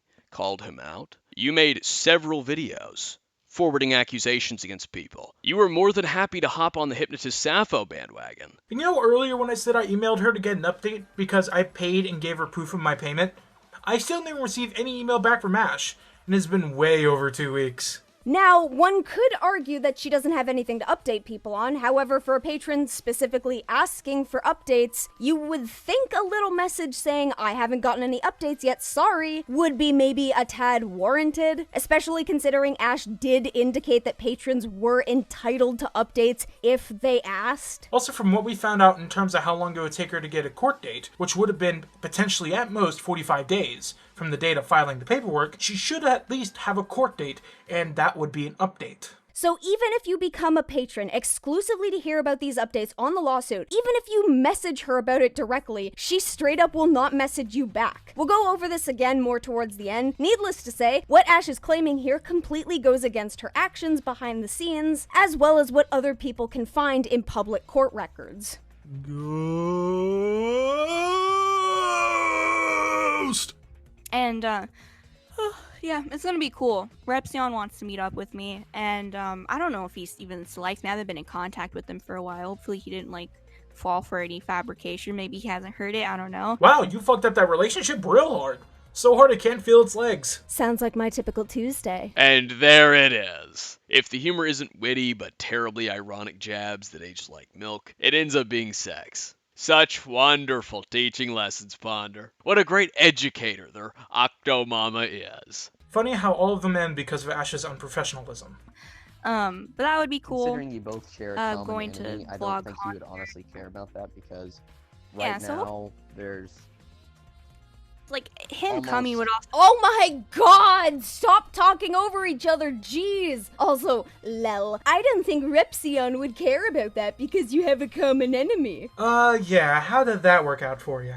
He's not really gonna care that you have a habit of screwing over people who work for you, because both of you hate this raw side of an ogre's ass on the internet. I don't know, man. I don't like getting my stuff stolen any more than Chad down the street wearing the stupid KKK hood, but I'm still not inviting him to my barbecue this weekend. First, what I said about a common enemy was clearly based on the belief that Madame was going to be suing Onision. Had the lawsuit been legitimate, and had both of them worked together, maybe something could have been done about the abuse of YouTube's copyright system to censor criticism, which has been a long-standing problem on YouTube. It's far more important and impactful than, oh my god, this person is using the art I publicly posted online or sent directly to them in a video. especially given Onision's other actions and lengthy history. Secondly, your point is that Repzion shouldn't associate with Madame despite their common enemy because of what Madame has done. That people shouldn't associate with those who do or believe in bad things even if they have a common enemy. That they should draw a line on who they associate with based on the conduct of the individual. That's a fair take. I have no qualms with it, but it does make me wonder, considering who's espousing it. Where was this with Feghost? Despite his confession and you believing it at this point in time, you just referred to him as your friend. You had him actively helping you work on the research and editing, and you linked him in the descriptions, while you preached that people should be careful who they associate with. How about Spoctor? After your freakout and panic in your server, you casually invited him back because Chuli asked you if he could come back. I thought your commentaries were made to point out wrongdoings. You said before that you condone cancel culture for problematic behavior when talking about Madame scamming and taking advantage of minors. That was also in the window of time where you believed Fegho's confession and remained friends with him and Spoctor. Such sophistry. Your actions undermine your advice. Needless to say, what Ash is claiming here completely goes against her actions behind the scenes. You made these videos to teach me, to get me to learn, right, Ponder? If you're concerned for Slimurz because Akumu is harassing her, then you should seek to support the person you think of as the victim. Do what he says, even the scale, but do so by countering his harassment with your support. Also, please remember that Akumu is also underage. Does that excuse what he did? Of course not. But harassment is definitely not how you teach an impressionable teen that they did something wrong. The best we can do is hope that he watches this and learns from this situation. Fix the damage potentially done by his hate by flooding her with love. And then one day Akumu will grow out of this and he will move on, and Slimurz will be left with an abundance of love. You let people call you mom, and you refer to yourself as an internet mother figure. Shouldn't you be leading by example? Clearly, this is a case of do as I say and not as I do. Be more evidence. He could maybe like provide like an update on social media that he's like in court because he wants to sit in with me. So like I said, like people that hate me, just because you don't like me or my content or stuff that's been fabricated about me, that doesn't give you the right to invalidate me. Not a problem. You invalidate yourself good enough already. You don't need any help. I've been caught in multiple lies, but that doesn't mean you guys can just invalidate me and not believe what I'm saying. Literally, all of this mockery can be thrown right back at you, Ponder. You've been caught in multiple lies already, which were also about a minor. Lies that you used to discredit and vilify said person, depending on what lie we're talking about. And that was one of your main criticisms of Madame, and subsequently your communities, which is hilarious when you consider the fact that almost all of your videos on me performed just about the same, if not better, than Madame's video on Slimurz. You blasted your lies and misinformation about me to a far larger audience. And yet I thought your reasoning for covering Madame's initial video was because she was lying about Slimurz and spreading misinformation. That one of the reasons for Ponder Sprocket commentaries was misinformation.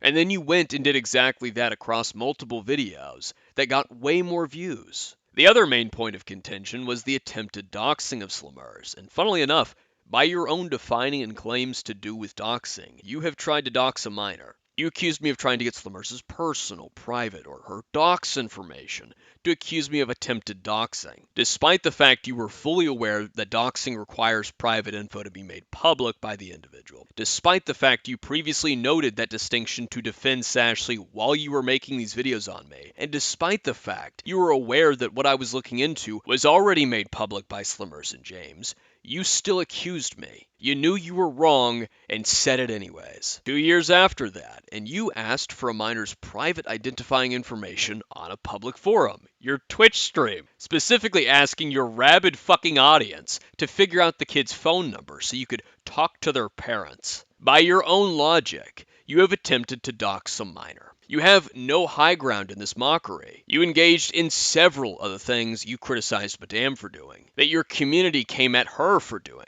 You just aren't catching the same kind of flack for it because your audience refuses to see it, because I'm the one who's pointing it out. Oh, I do have something coming up soon. I've always wanted to talk about like cancel culture. I remember to give some context, which I'm going to say in my video, I guess you can release this early. I suspect not a lot of people watch this interview, but maybe. I mean, maybe I could link it when that upload happens. But basically where I'm going with this is I always have ideas that like are really good. Oh, so humble. Like my most popular videos and even videos in general, I would have the idea for 4 months or maybe 5 months until I finally upload it. Like that's just how fucking slow I am. So you acknowledge that you're slow as fuck, just like we were in getting out this commentary, but still rushed Slimurz to get the stills done? And for a video that hadn't even been released at the time of this drama, nay, at the time of originally scripting this, nay, ended up never even being released because J-Station's a creepy fucker. Ponder's videos may take forever, but at least they're quality. They're quality. Okay. That's a very generous term to use, Stone. Maybe specious. It all depends on how you define quality. If contradicting yourself and your collab partner, making shit up, denying facts, criticizing someone for a lack of evidence behind their claims, while you yourself have no problem throwing out claims with no evidence, or scripting yourself, flirting with almost every collab partner, akin to Hollywood, shitting out the same buddy comedy duo again and again, is quality to you, then sure. Speaking of which, that's exactly what you are and why you're even in this video. To be a good lapdog, the yes man for her to bounce off of, her sycophant, the pitiful comedic relief, the Kevin Hart to her Dwayne Johnson. Given that Dwayne Johnson will repeatedly lie about things he's posted evidence of himself doing, I think that's a wonderful comparison. You have no excuse. Watch it, Buster. What? It was a compliment. Yeah, that's why I'm telling you to watch it, because flattery will get you everywhere. Oh. Literally what I was just talking about. I think it's actually flattery will get you the grave. Like my first ever Onision video where it's like he thinks he's in 2010 or something. I had that idea for literally 4 months. And I had this cancel culture like idea, like topic for like a solid 6 months now. And I asked like Calvin Guerra to do like a segment for me and in the DMs, like this was like early summer or something, maybe like June. And he was like, yeah, sure. And then it just like never happened. I'm just really slow. And so I feel like it's a perfect opportunity to actually talk about it, which I feel like a lot of people are going to make assumptions and be like, you're doing this because you got attacked, haha. It's like, no, I've always wanted to talk about this, and this is like a great opportunity to kind of go over like James Charles and talk about all these people and then talk about mine situation. And yeah, and what's funny about it is Leafy's apology was on October 9th, so that's when I'm gonna upload mine to be cheeky because I like being like a Leafy clone. I like it a lot.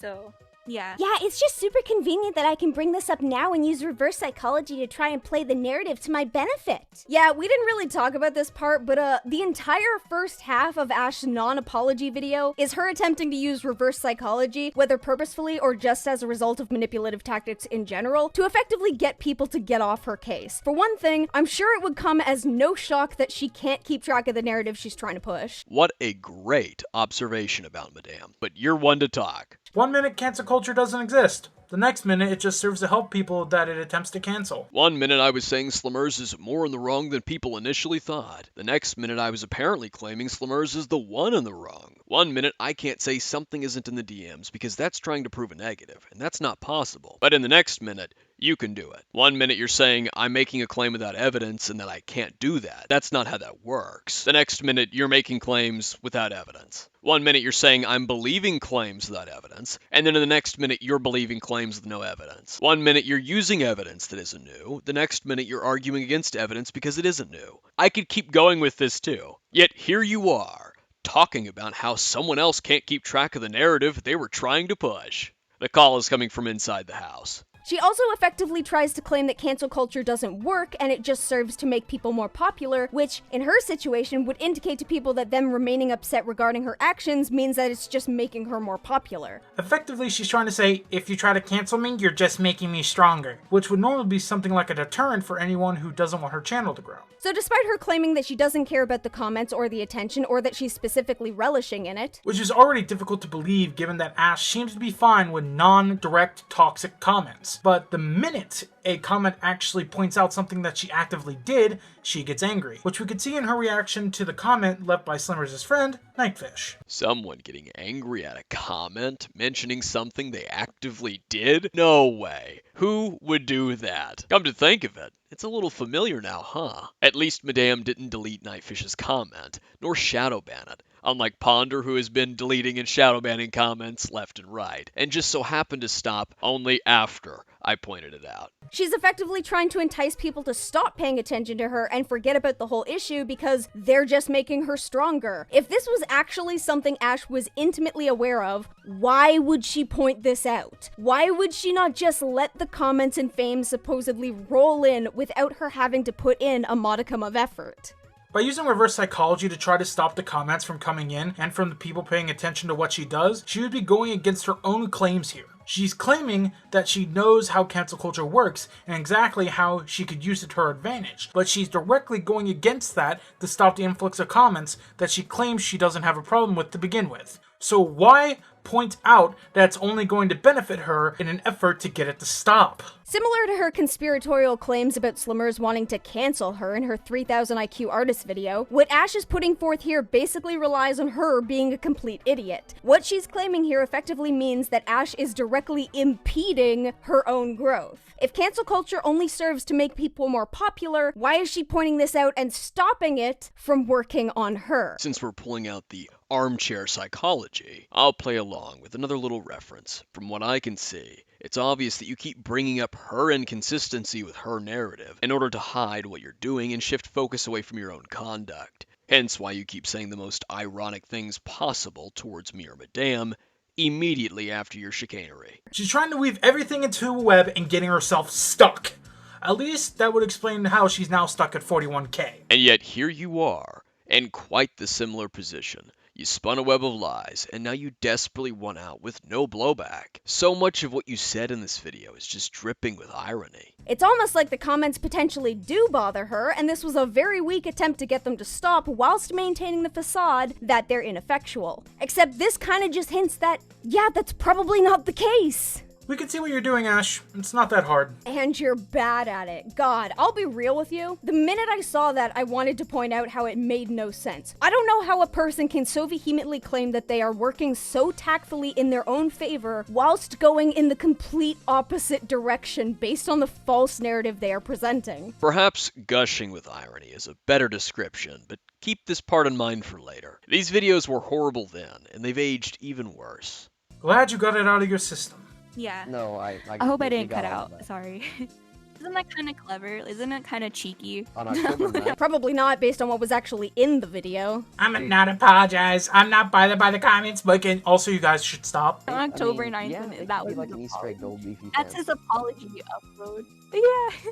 I'm gonna like compare it in the video. I'm gonna be like, I don't know, like what I'm gonna do. I don't have a script, but like, I also I'm gonna noticed you like didn't just put up a skip your, screenshot. Storytime video. It didn't help in your favor, but it didn't really do much. You Just a you story should've skipped it, time. That's all I'm gonna say. Oh my god, Akumu actually made a good point for once. I'm honestly amazed. Am I having a stroke? That wasn't my first good point. That was just a point that you can agree with without running into certain inconvenient facts that you don't have to desperately avoid or deny because it presents something that goes against the narrative you guys were pushing, which is also called cherry picking. No, I actually disagree. Of course she does. It's a point with logic involved. And it would directly benefit her, which is clearly something she rejects, like a toddler rejecting her broccoli. You two say this as if you haven't denied points with logic involved. You've denied facts that were obviously, again, inconvenient for the claims you made. I'm reaching a point where I'm starting to believe the two of you actually went at this with the mission of, what can we put in this video that also applies to us? I know it'll benefit me to stay home and be safe from COVID, but I'm gonna lick the snot off a person with SARS-CoV-2 instead to keep me healthy. Okay, so the retarded analogies are not just a Lio problem. It was just a story time. It was not me trying to provide like a very like serious video with like hard evidence. Here's the screenshots, guys. Like I maybe showed like 2 because you know it was like I would agree with you had this video been a very serious topic, but the way Ash suffers from clinical nescience. That means you are a daft motherfucker! Nescience means a lack of knowledge or awareness. Mind you, that came from the same person who previously claimed it's impossible to prove a negative, when she herself has proven things didn't happen, despite all her constant lawyer larp and acclaimed research. Well, because it was a story time. Like, I was even saying stuff like, dun, dun, dun, to, like, be entertaining. It was a story time. Yes, the story was serious, but it wasn't one of those videos where it's like, all right, here's my stills, he's crossing his arms right now, okay, here's some evidence, pop that up on the screen right now. Like, it wasn't really like that. It was just 1 minute, oh, it's not serious. Next minute, I mean, yeah, it was serious, but... Can you make up your mind already? I swear, you're just like a jigsaw puzzle with too many missing pieces. And half of the pieces aren't even from the puzzle at all. They're from a really bad drawing of the puzzle, accusing it of being a fabrication. I like making story times. You can believe me or you don't have to, but like, my story was 100% truthful. Oh look, I'm just the most honest YouTuber. I'm just like my idol Nezziemonster, except I don't groom, I extort and shame underage people. Fun fact, guys, it's actually very common that when someone is lying, they will put an overemphasis on exactly how truthful something is, because they are already expecting the lie to be challenged. A person who's telling the truth has a general default expectancy that they will be believed, and usually have no need to do this. I'm sure you can imagine all of the red flags popping up in my brain with that little nugget of information on hand. Do any of those red flags popping up in your head have anything to do with the fact you've repeatedly made claims without evidence, and those claims turned out to be disproven by information you yourself had and seen already? You yourself are a contradiction to that. You made several accusations that you clearly expected people to blindly believe, and they did, given the fact that you provided no evidence. Completely. Like, I don't like to be biased either. Like, I try to empathize. It's really hard to do that with a liar. I don't know. I didn't have any issue empathizing with your claims that you were having anxiety when you were stuck in another city. I recognize how bad that can be. It's just that your claims regarding the actions you could or could not have taken at that time didn't end up making any sense. Again, also something that can be excused because of the anxiety of the situation. But at least with hindsight, it should be pretty apparent that other options existed. We also had no problem giving you the benefit of the doubt. Ah.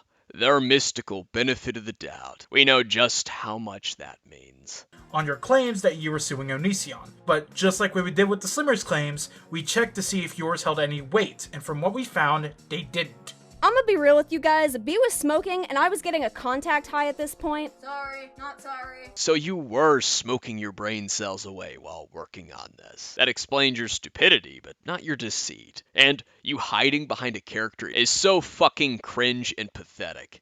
This isn't a character that someone else wrote that you're playing for them.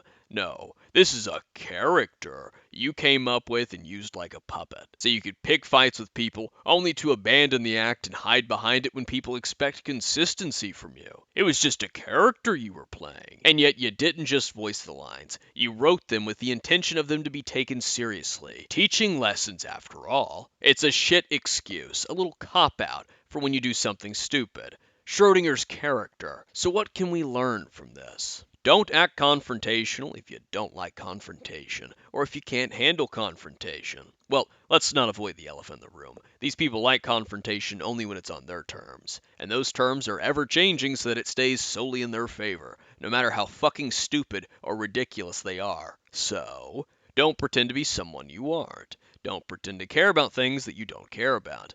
Don't pretend to be against things that you're more than happy to repeatedly engage in, such as criticizing others for lying in the same video where you lie. If you avoid doing these kinds of things, it's less likely to blow up in your face. It's like, it's literally that simple. I'm not gonna respect someone that doesn't respect me, like, period. But yeah, sorry if this has been long. Hopefully it's good content for you. I mean, it's fine either way. It helps, and it might be able to address some things, which is good on one end, because honestly, I don't entirely care what either of you did, but at the same time, like, they're attacking you specifically when both of you did something wrong, and so if they're going to attack you, they should also do the same to her, but they're not, so that's my issue.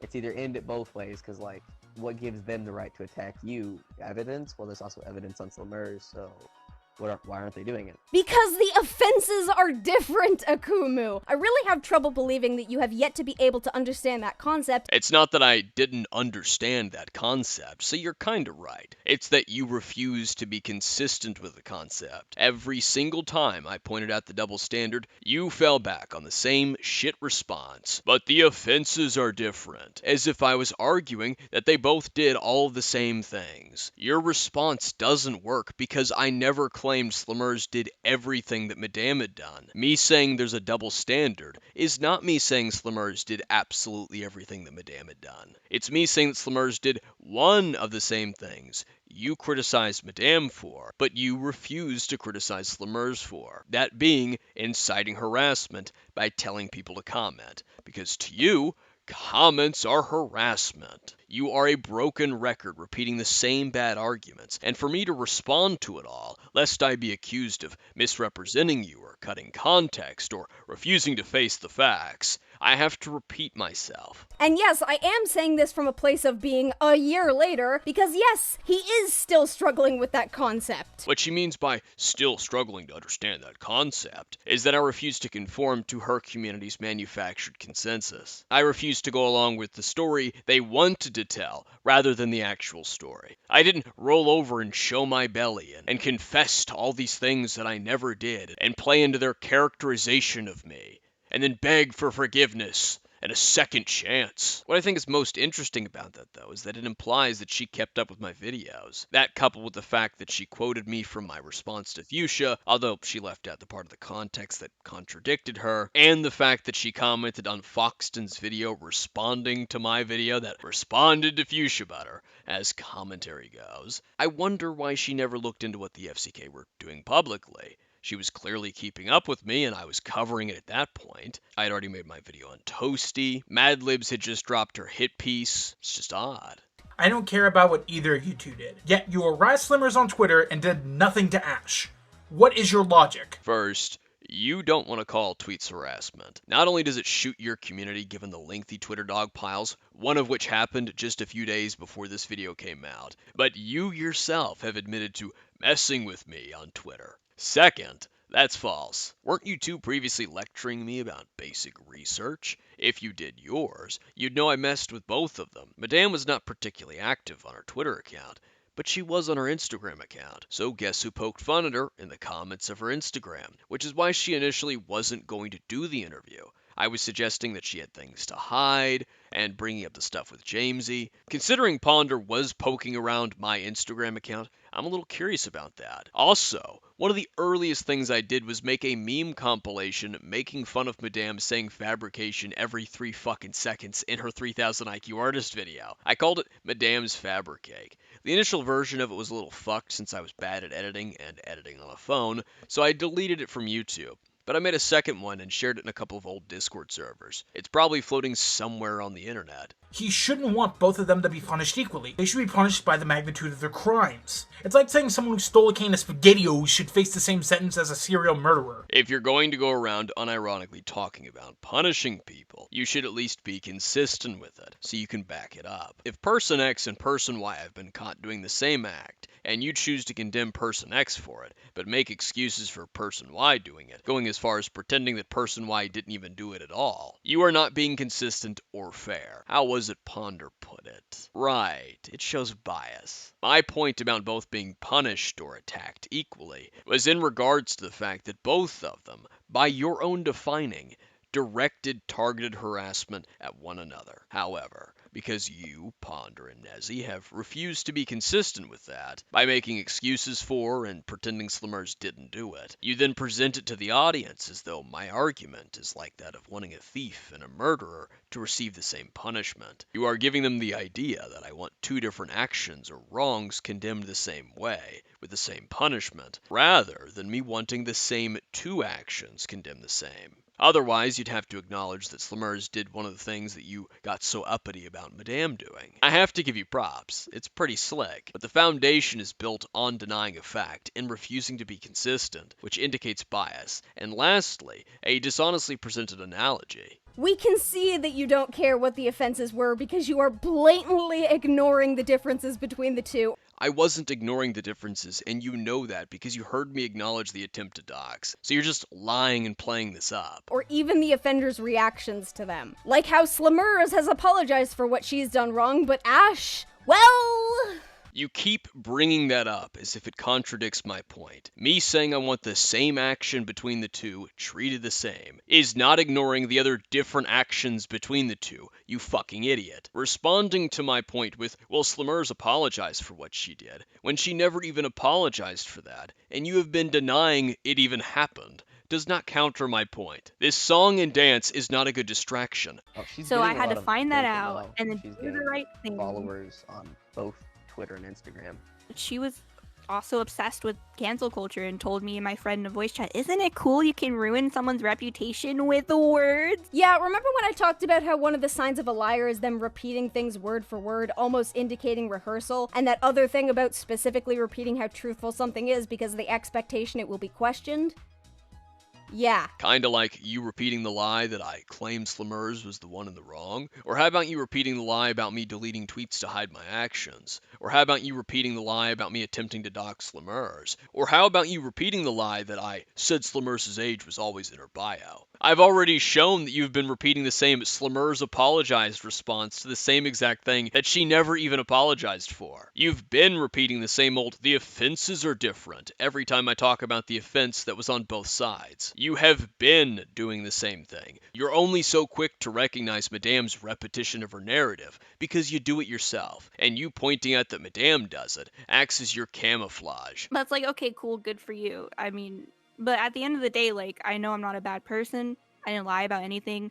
I was really professional with her, and for her not ever coming to my DMs, I did everything I could to make things right, like, immediately, which I could provide evidence for if you want. Oof. We have already called Ash out online multiple times by this point. Is she playing the most honest YouTuber card? Like plaintiff, like defendant? Or like Ash, like Onision, now that we know that there is no court case? You got caught in a lie that you never claimed you lived in Florida, for Pete's sake. Sit down, Ash. You're fucking kidding me. You have been caught lying multiple times about a video that you watched, that you uploaded not one, but 2 videos proving that you watched, some of which were contradicted by your own previous statements about said video. You are telling Madame to sit down because she lied about something she said, and that it was easy for you to fact check in a video where you also lied about things that were easy to fact check. So sit down, Ponder.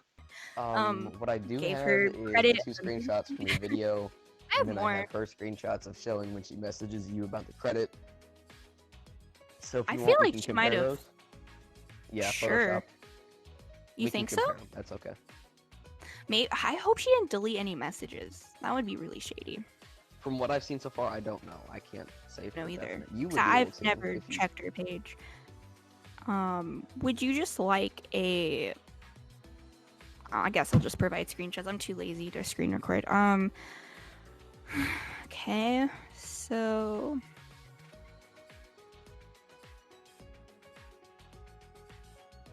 What am I looking for again in the screenshot? I'm kind of hungover.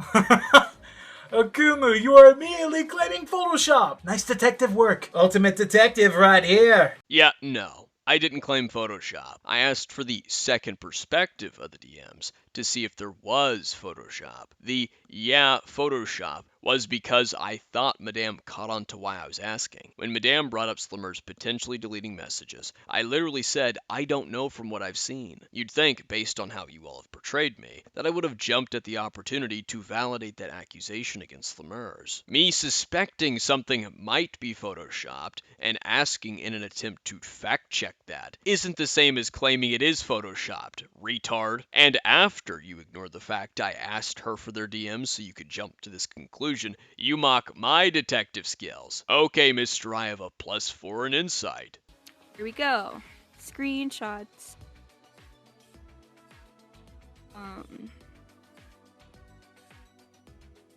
So I guess you could put the screenshots over this interview. This is the first one that I will send you. And as you can see, this was a part of my story time. I sent her the... I don't know why I thought... I'm so sorry. I really don't want to apologize for this, but Oh my god, it looks so perfect. I thought she said adorable. Like, I guess I got a word mixed up. Sorry about that. But, you know, same thing. Yeah, they get the Or maybe same she point said adorable in a call. I don't remember. Oh, but you can remember everything else that she said in a call, even to the point where we should believe you because you remember it, despite you not having evidence. Oh, except for that note about how your memory is actually garbage. Another lie on your end, Ash. You guys did not have a call between when the thumbnail was shown and the confrontation for credit. Oh shit, that's right. We have the whole Discord conversation.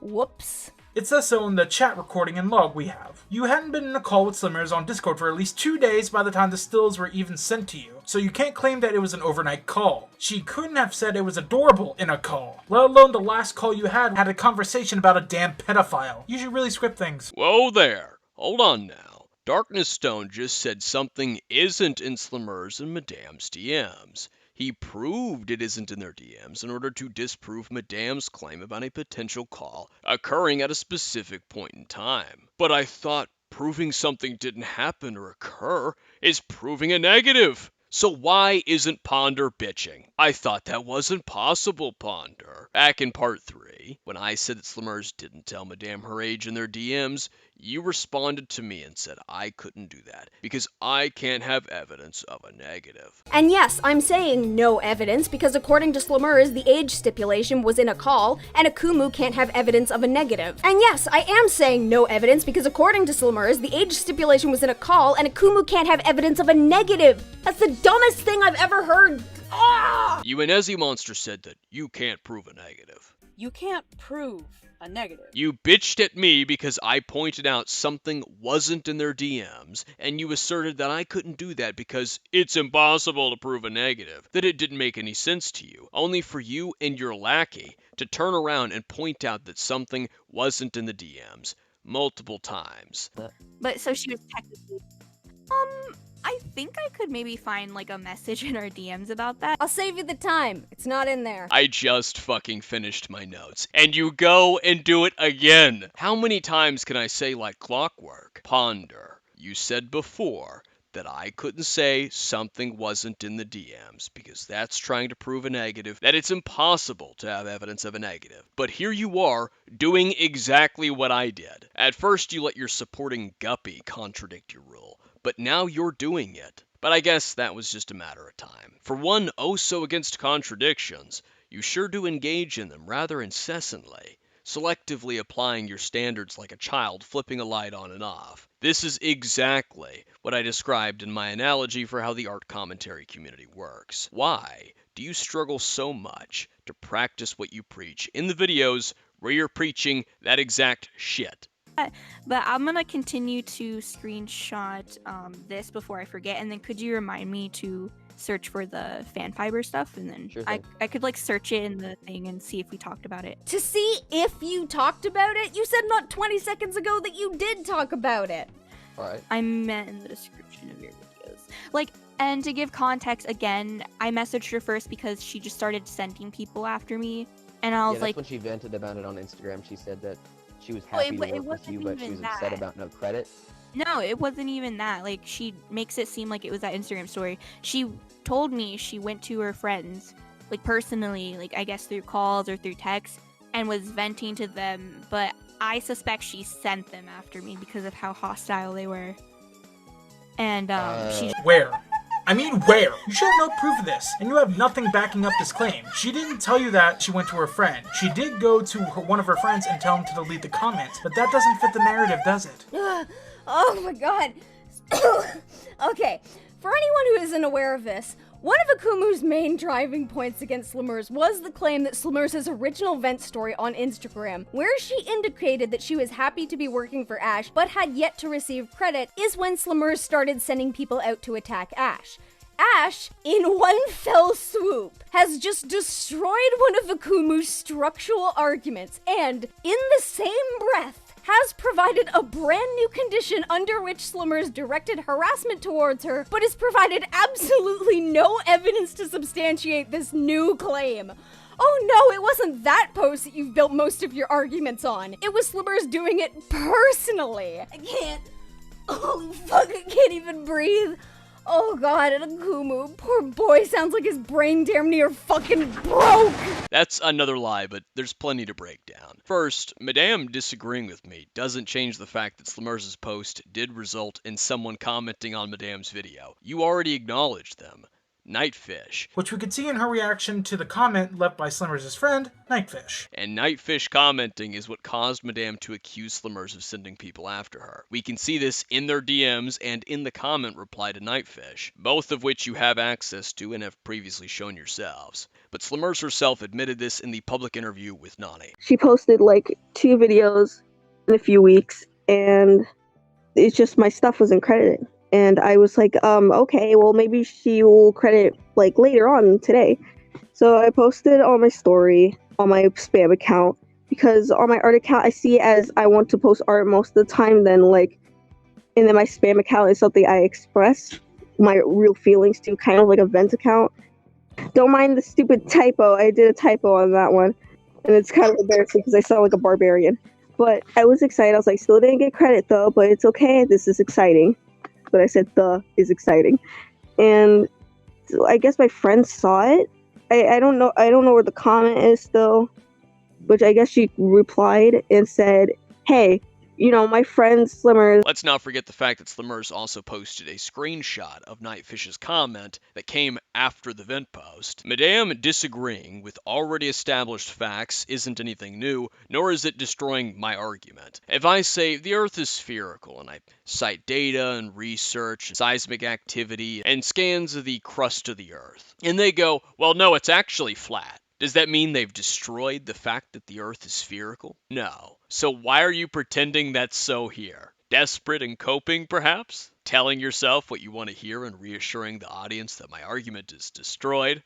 Laughably pathetic. Secondly, that wasn't one of my structural points, and you know that. Post of Slimurz telling people to continue commenting and referring to it as an attack was the structural point of my video. My video's main claim against the community was a double standard and hypocrisy, specifically to do with Slimurz's Instagram post, which ironically condoned people to continue commenting on Madame's videos. So even if I was wrong about Slimurz's vent post, which I never even claimed her vent post told people to go and comment, just that it caused people to comment, Slimurz went on to make a post telling people they could comment. This is not anywhere near the own you're pretending it is. But considering you've been trying to pretend Slimurz's Instagram post isn't what it is, I can see why you're playing it up. To summarize, I acknowledged 2 of Slimurz's Instagram stories. The private vent post, which inadvertently resulted in someone commenting, Nightfish. The second post I acknowledged was Slimurz's public Instagram story that came after the vent post, where she told her followers they can comment. I am so fucking tired of talking about this post, but what Ponder is doing here is taking what I said about this post and presenting it to the viewer as though it was about the private vent post, so she can assert that Madame disagreeing with me about that private vent post is destroying my argument. This is the definition of obfuscating, and we can prove that Ponder isn't simply confused here either, but that she knows what she's saying isn't true, thanks again to her collab with Nezzie.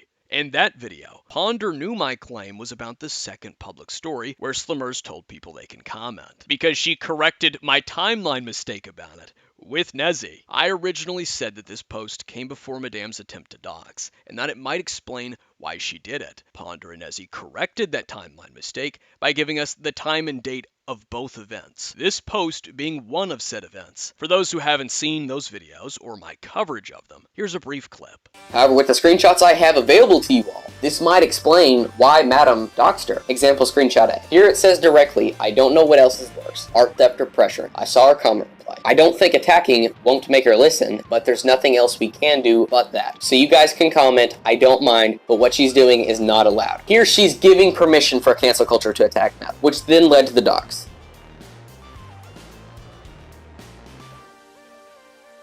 Are you sure about that? Prove it.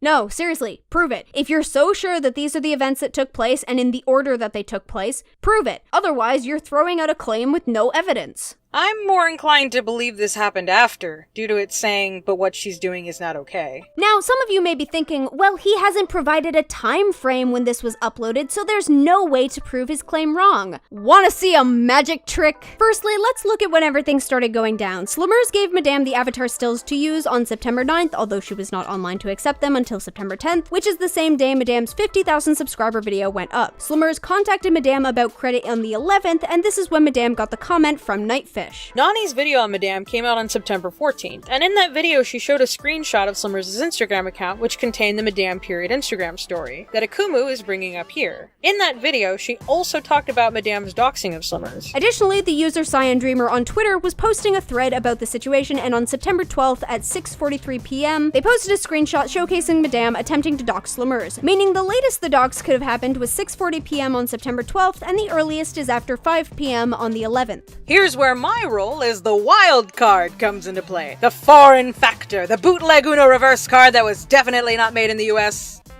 Well, kind of, sorta. It's difficult. You see, I live in Japan, and I'm a day ahead of Ponder and all of you, a thing that has come up quite often in the making of this. And Instagram doesn't give you a direct time when stories are posted. It just says the week. It'll say 1 week, 1 week, 1 week, all the way up until it says 2 weeks with no in between. This means we can tell when a new week starts, which, when it first happens, gives us a direct timeline for how old the post is, at least in terms of days. Nezzie lives in a timeline. As we all know, Japan is an alternate reality from the US and Canada. 1 day ahead of myself. At the time of scripting this, the Madame Instagram post that Akumu is showcasing here showed up as having been posted 3 weeks ago for me on October 8th. And it read 4 weeks for me on October 9th, which means it was made between the 11th and the 12th. Unfortunately, within the nebulous and uncertain time frame for when the attempted dox happened. Oh, but we can get more exact than that. Akumu doesn't have access to when this slide was posted on Instagram, just an approximation in the form of 1 week. Only one person would have that access. Slimurz. So I asked Slimurz about it. Incidentally, I was not a dick when I did it. Slimurz gave us this screenshot, which, because she was the owner of the post, showed the exact date and time it was posted, that being 8:20 a.m. on September 12th. But now, all of a sudden, after that collab with Nezzie, what I said about this post was apparently for the private vent post, which also happens to be the one Madame is disagreeing with me on in the video they're responding to. Such a convenient change in the narrative. Also, I realized I did not provide evidence of, I just thought that was, I don't know, I, screenshotted it quickly, but she definitely was in the description of that video, trust me. I immediately she provided the screenshots of that. Finally in Nawnnii's video. The thing is that she first, technically she didn't lie, but at the same time she did, because she didn't tell people that you first fixed the credit, and then she didn't tell people that you... Actually, she did. Want to know how I know? Because Slimurz cataloged her original Instagram story calling out Ash. And not only within the description of the post did she specify that Ash had fixed the problem with regards to the credit originally not being given, within the comments on that post she also specifically told people that Ash did credit her in the bio, even indicating that she'd only been credited for one of the thumbnails, not both of them, and therein not the one the Nightfish commented on asking for said credit. That was also before the attempted dox, which we can tell because of Champion Mahina's comments documenting what Ash was saying about Slimurz at the time. Another L for me to take. I was wrong. Slimurz did make it known that Madame initially fixed the credit, and I should have got the rest of her posts about the situation before claiming otherwise. Like I said, my story was a story timed. It was a Leafy styled story time, obviously. It's not, it wasn't that deep to me enough to provide. It's just not that deep. I was just like, that's kind of funny. If furry had a fucking 3,000 IQ, this could have been like a fucking, I don't know, like a whole plan or something, which I feel like that could have been true, but also maybe not. I don't know. I just think it was kind of funny though. I mean, that was the purpose of the I wouldn't say that she planned it, but I can say that she's very, the whole thing is very skeptical with her. I mean, why would you tell someone that you've been sexually assaulted, but you can't tell them your age and you've only known them for, you guys were talking about, for about 2 weeks? Here is another example of me explaining my skepticism with the age stipulation and why I was doubtful. Under 5 minutes. The very first phone call, we were greeting each other. She went on about how she likes my YouTube channel, and all of a sudden she's like, so I got raped. It was literally so She's telling no people rape that victim does that. that you first brought up your sexual assault. What? Okay, my sexual assault was like getting groped or something. Why would I bring that going around up? right now is that you first brought yours up, so she such a brought hers up to loser. alleviate some kind of pain and sympathize. No. Oh, okay. What happened was she gets in a call with me. She fangirled a little. You're my favorite YouTuber, whatever. I really like your channel, blah, blah, blah. All of a sudden, she says I'm raped. I would never, she like, said you were a say, favorite hey, YouTuber, I got right? groped once. I don't know, something under the lines of that. Like, I really like your channel, blah, blah, blah. But, like, when I refer to, like, me being sexually assaulted, not necessarily, like, a rape. Mine was, like, getting groped by creepy men when I'm underage, stuff like that. So why would I randomly be like, oh my god, it's so nice to meet you. By the way, creepy men groped me. That's what I'm referring to as assault. Why that makes no sense. I don't know why she's claiming that. I think she's just, like I said, a liar because she lies about everything. Funny thing about that, if we're supposed to believe everything that Ash says happens in calls, then we need to believe Slimurz when she says the first thing she did in a call with Ash was tell her age. You don't just get to pick and choose who you believe when you say something happened in a call. Funny thing about that, we're not supposed to believe everything Ash claimed happened in a call. We're supposed to believe what we have evidence for. Me listening to her does not inherently mean I'm believing her. But I understand why you're hopping on that like a bitch in heat, and that's specifically because you want to cling to the whole Madame knew Slimurz's age when she attempted to dox her thing. It's one of the key things your whole argument hinges on. Despite having no evidence for it and having evidence against it, I get why you're doing it. Still desperate, but I understand it. Another funny thing about that, Ponder did exactly that back in part 3. When discussing the fact that Madame sent porn to Slimurz, Ponder said she didn't believe that Ash or Madame didn't know Slimurz's age. Why? Why does it always come back to people sending porn to minors? Goddamn, Ash. At the very least, I hope you really were in the dark about Slimurz's age. I don't really believe it, but I can dream. Ponder and I are in the same boat here. But with everything Ash was lied about, I find it hard to see the deniability. Meaning, she believed the claim that Slimurz told Madame her age in a call, which wasn't recorded, therefore it has no evidence. And Ponder's admitted that that has no evidence too. So the very thing you're trying to jump to the conclusion to insist I was doing, your collab partner already did. If there is no evidence, then both scenarios are just as equally possible. At that point, it falls to the recollection of both parties and whether the stories stand up to scrutiny and investigation. We actually asked Slimurz about this allegation about the call, and according to Slimurz, while the two of them were talking, Slimurz brought up Ash's hospital video and how she felt for what she was having to go through. Ash then mentioned, I'm surprised I didn't get raped at the hospital considering there was other people who got raped. Thank God I didn't though, since I've been sexually assaulted before in my life. According to Slimurz, that's when her sexual assault experience was brought up. So again, if we're supposed to be listening to Ash's story about what happened in call, we also have to listen to what Slimurz claimed happened, since there is no evidence for either claim. And even then, it doesn't fucking matter! Akumu said that there was evidence that court documents existed to showcase there was a case for Slimurz's claim. DarknessStone just acknowledged that I said there was evidence of court documents for Slimurz's sexual assault. That is true. But it's especially odd given Ponder previously claimed to the audience that I was still skeptical about Slimurz's sexual assault after having it confirmed to me. Something can't keep track of the narrative you're pushing. Ash is the one who made Slimurz's private claim public. At this point, we have confirmation that Slimurz was not inherently lying about the claim. So why does it matter exactly how it was brought up to Ash? Either way, it shouldn't have been brought into the public without the victim's permission, which is exactly what Ash did. Ash claiming that Slimurz talking about how her experience was just her attention seeking is effectively just a means of discrediting Slimurz as a person, distracting from the fact that Ash publicly claimed that someone lied about their assault. At this point, we know that Ash was wrong to have claimed that, and Akumu, knowing that the court documents exist, should also know that Ash was in the wrong to claim that it entirely did not happen, not only because she had nothing to substantiate this claim, but also because she made this claim publicly and against the wishes of the victim. Oh, so now you'll acknowledge that I knew about the case file and believed it, but you're gonna ignore the fact that I told Madame it was confirmed and true when she tried to insist otherwise. How typical. This all just fucking frustrates me, and you know why? Ash never knew it was fake to begin with. She was only told it happened. So she just called it a lie for no other reason but to make Slimurz look bad. It's fucking disgusting beyond compare. Oh hey, you told me something really personal, so let me tell everyone you lied about it to make you look like a jerk. And now let me claim that you revealing it was just you attention-seeking to diminish the impact of what I did. It's childish and completely out of turn. You treated someone's assault as a weapon to make them look like the bad guy. Is that a glitch effect as he's raising his voice? You say that's not how people who have been through assaults act, but how the fuck do you know? I think he's angry.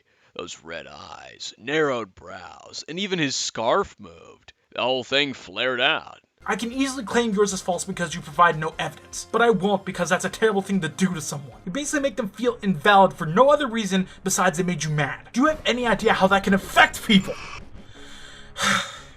Okay, I'm done. Sorry for going off like that, Ponder. Lost my composure for a minute. You don't need to apologize. So he did make the screen glitch to show that his anger was so intense that it was affecting the video. But remember, my LARPy tweets is where he drew the line and mocked me for the previous video. He totally lost his composure in this scripted video that they spent months editing. Something like spurg the fuck out with glitch effects to show how angry and serious I am. And that's literally what it was. I never told my story of, the time I was underage and this creepy man groped my ass. Like, no. Why would I tell a fan that? That's weird. Guess all the fans you told in your video don't count. Oh, Ash, we already know how dumb you think your fan base is. Why should I showcase proof as if she's significant in my life? My audience won't care for such things. I don't know, I'm kind of getting the impression that you seem to think that you can just say things without proof and your audience will believe you. Mind you, that's only speculation, but given what you did try to pass off in your video without proof...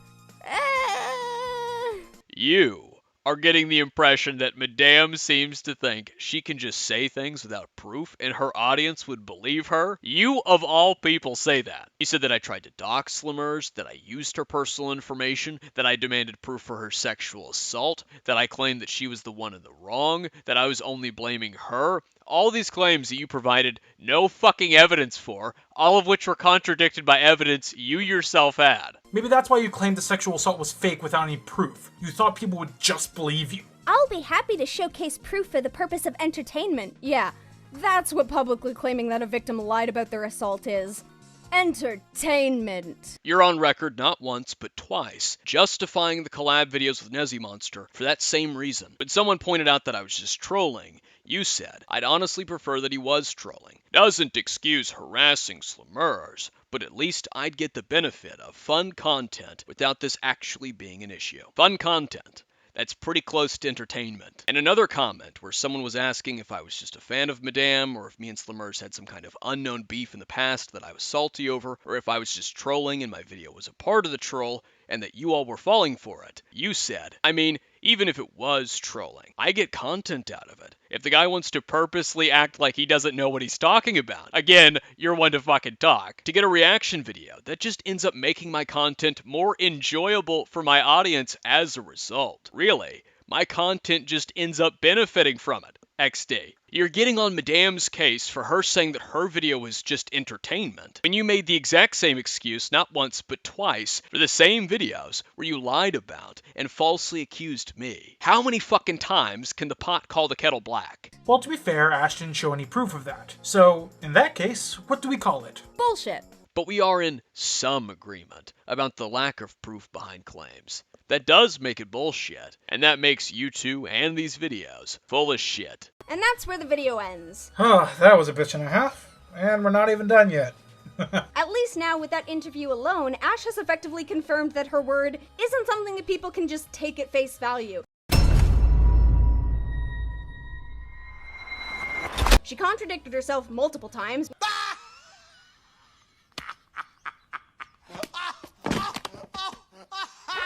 On top of that, her interviewer, Akumu, has effectively proven himself to be completely biased in favor of Ash's word and against Slimurz, questioning what Slimurz says in instances where things were not meant to be public, and claiming that anything Slimurz claimed happened in calls didn't happen, but believing Ash with just as little evidence. At the very least, I hope you really were in the dark about Slimurz's age. I don't really believe it, but I can dream, when he should have just as little reason to do so. Problem 1. Ponder again implies I was questioning the sexual assault. Problem 2. Yet again saying I was believing Madame about her claims to do with the calls, when I did not. Letting her talk and make her claims, which is the entire point of the interview. It's not the same as believing them without evidence. There is a reason I personally think that, of all people, Ash had Akumu to conduct this interview. She could have known that he had a bias and such. It's possible that she would know that he wouldn't push. That I wouldn't push. Really now. Their main accusation here, as Ponder just said, is that I was questioning Slimurz's claims for not having evidence, but that I was apparently believing Madame's claims, despite her lack of evidence. This is the second time in this video alone that they've said that, to argue I was biased. The first problem. They hardly provide specifics, but what they're really complaining about is my refusal to believe that Slimurz told Madame her age. Something, again, Ponder admitted has no evidence. They spun that as me believing Madame because Madame had said Slimurz didn't tell her her age, and Slimurz insisted she did, but that neither have evidence, therefore I'm believing one and not the other. It's an intentional misrepresentation of why I don't believe Slimurz told Madame her age, instead of accepting the fact that I don't believe it because there's no evidence for it and there's evidence against it. They have presented it to the audience as though I don't believe it because Madame said it didn't happen and I'm taking her at her word and not Slimurz. And this isn't really surprising either, because if you think back to every time this has come up in these videos, it goes far back as the Ponder and Nezzie collab. When I said that Slimurz was pretending to be older, Ponder and Nezzie responded by acting as though I was claiming Slimurz lied to Madame about her age, and they demanded evidence from me of Slimurz telling Madame that she was older than what she actually was, when that wasn't what I claimed. Only for Ponder to go on into these videos and argue the exact same thing, that Slimurz was acting older. She's repeating my argument, but using synonyms so that she's not wording it the same way I did. Another example would be when I would point out that Slimurz didn't tell Madame her age in their DMs, Ponder, Nezzie, and Stone would go, no, you can't do that, that's not possible, you're trying to prove a negative, and then they went on to use that exact same type of evidence to point out that something wasn't in the DMs. And while we're talking about that, what's really interesting here is the crux of their argument, aside from changing why I don't believe the claim to further align me with Madame, they're holding the fact that Madame hasn't provided evidence of Slimurz not telling her age against her. So they're demanding a type of evidence from Madame that they selectively believe isn't possible, doesn't work. You can't do it. I can't say something didn't happen. They can say something didn't happen. And then they're going to get on Madame's case for not providing evidence of something not happening. But to further tackle this accusation of me believing Madame without evidence, that I expected none from her, let's pause part 4 and return to part 3 so we can put this into perspective and properly address it. These won't be very long clips, but there will be several clips, so I ask that you pay attention. The first 2 minutes into their part 3, they showed a clip of me asking Madame for evidence. It's possible after this recording, so there's some credibility to it because I already know with how things are going, not everyone's going to listen. Do you have any possible screenshots or past messages that can... I didn't delete them out of Discord. I mean, like, I don't delete any messages. What kind of screenshots? Screenshots like providing or like her insinuating she's an adult. Anything like that. Oops. Less than a minute later, and Madame is talking about Slimurz's sexual assault, and alleged that Slimurz immediately told her about it when they met, to explain why she didn't believe it. I then told Madame that I was suspicious of it, until James confirmed it, referring to him putting the case file in his video from September of 2019. Yeah, and the sexual assault thing was strange. I have talked to other like victims because I had some friends that were like, yeah, that is weird. Well, I did have a friend approach me and say, you know, they at first were siding with her, like, isn't that kind of fucked up? And I was like, nah, dude, like I've been sexually assaulted too, and she did it in under 5 minutes. I'm not exaggerating that. This is kind of how it went, and it sounds crazy, but it's like, hey, I'm like a really big fan of your channel, whatever. And I'm like, oh my god, hi, it's nice to finally get in a call with you. You know, we greeting each other, and then she's like, oh, by the way, I was raped. It was just very sudden and like abrupt. I could understand and your it was just like and suspicious about it. I was very suspicious about it until it was confirmed by James. Huh. I thought I didn't give Madame any pushback. Just 2 minutes after that, though, Ponder said that I was believing Madame at face value with no evidence. Everything that is not contradicted by the evidence Slimurz provided are things that cannot be verified at all, and we're, what, expected to take Ash at her word, I guess? A little bad considering Akumu acknowledged right here that he was suspicious of Slimurz's claims regarding a sexual assault, and he had to see evidence for it. So something super personal like an assault, which was only shared with Ash and was not meant to be broadcast publicly, forcing Slimurz to effectively prove the claim is fine, but things like, she never told me her age, we can just believe at face value with no evidence, huh? That's an odd thing to say after you not only heard me ask her for evidence, but also heard me disagree with her, and clarify that the sexual assault was confirmed, in opposition to her claiming that it wasn't true. If I was believing Madame with no evidence, why did I ask her for evidence? And why did I even disagree with her? Such as 44 minutes into part 3 where you can hear me disagree with Madame when she's arguing again that Slimurz wasn't a victim of sexual assault. I told her that it was true, but that I found it weird Slimurz was willing to share that, but not her age. I mean, like, no victim of sexual assault goes, hi, nice to meet you, I really like your channel. By the way, I got raped in under 5 minutes. That's weird. I think she's just always been kind of an attention seeker. Tell you that, but not her age. Not what? I didn't hear you. You cut out. Oh, it doesn't make much sense that she's willing to tell you that, but not her age. But it gets worse, because shortly after that, Ponder acknowledged another instance where I asked Madame for evidence, just so that she could mock me for it. That she knows I think of myself as a smart boy, but that it was pretty stupid of me to ask for fresh screenshots, only for Ash to give me cut-up versions of the ones we've already seen. I've shown you this clip. And I had friends, particularly Shriga, who's my admin, to confirm that because he was in a voice chat with, like, all of us. It was weird. He was the one that texted me, this girl does not carry herself well. Like, it was weird. But yeah, she lied about having a number and completely avoided that when I confronted her about it. I mean, it's just an overall weird. Because that would help a lot. Sure. Let me just go in our DMs and type number.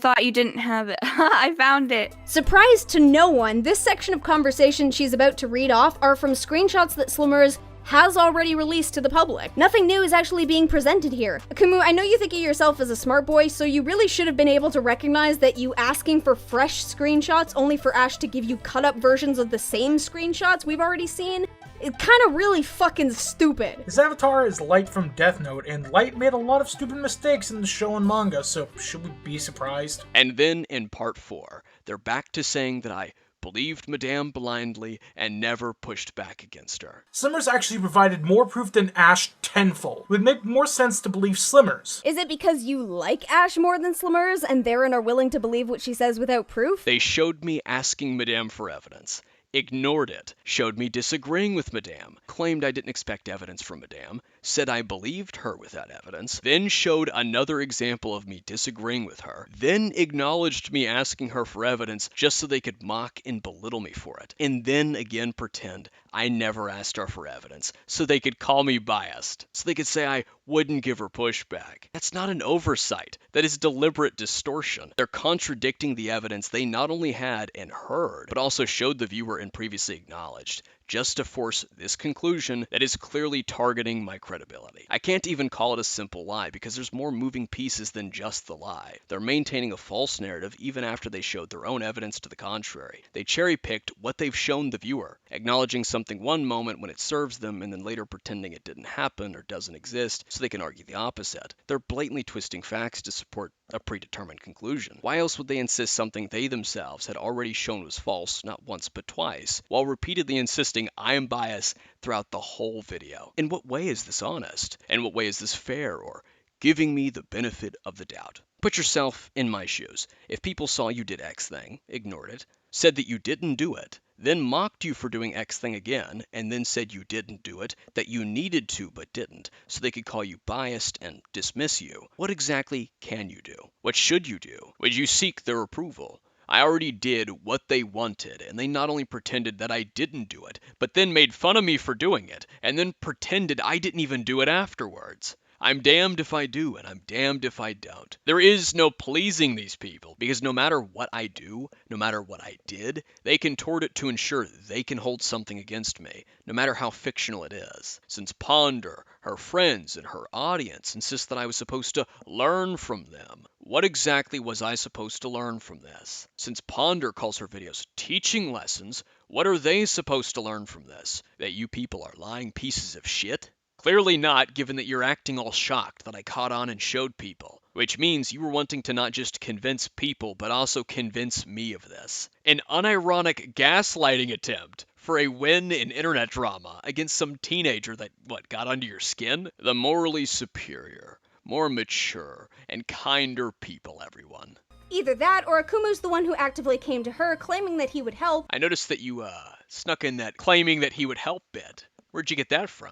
Almost like you're trying to subtly reinforce the narrative I was trying to help Madame, that I was on her side of things. Which would make sense, since in Akumu's video, he claimed he reached out to both Ash and Slimurz, also forgetting to mention that he'd been actively harassing Slimurz and calling her an idiot on Twitter, but details. I know if someone was harassing me on Twitter, I wouldn't want to talk to them. First, actively harassing Slimurz. You keep insisting that, and the worst thing you can back it with is that I called her an idiot on Twitter? Oh, how horrible. If that is harassment to you, where were you throughout the several years of far worse shit levied at me? If you compare my Twitter, my weeblarb, what you're getting so dramatic about, to the shit your community and audience not only said about me, but to me, even just on Twitter, it is still night and day. That's exactly why I included the audience's shenanigans in the maxim. The little things you people would scree harassment over in comparison to the things that you would proceed to do in happily with glee is so fucking asinine. It's so silly.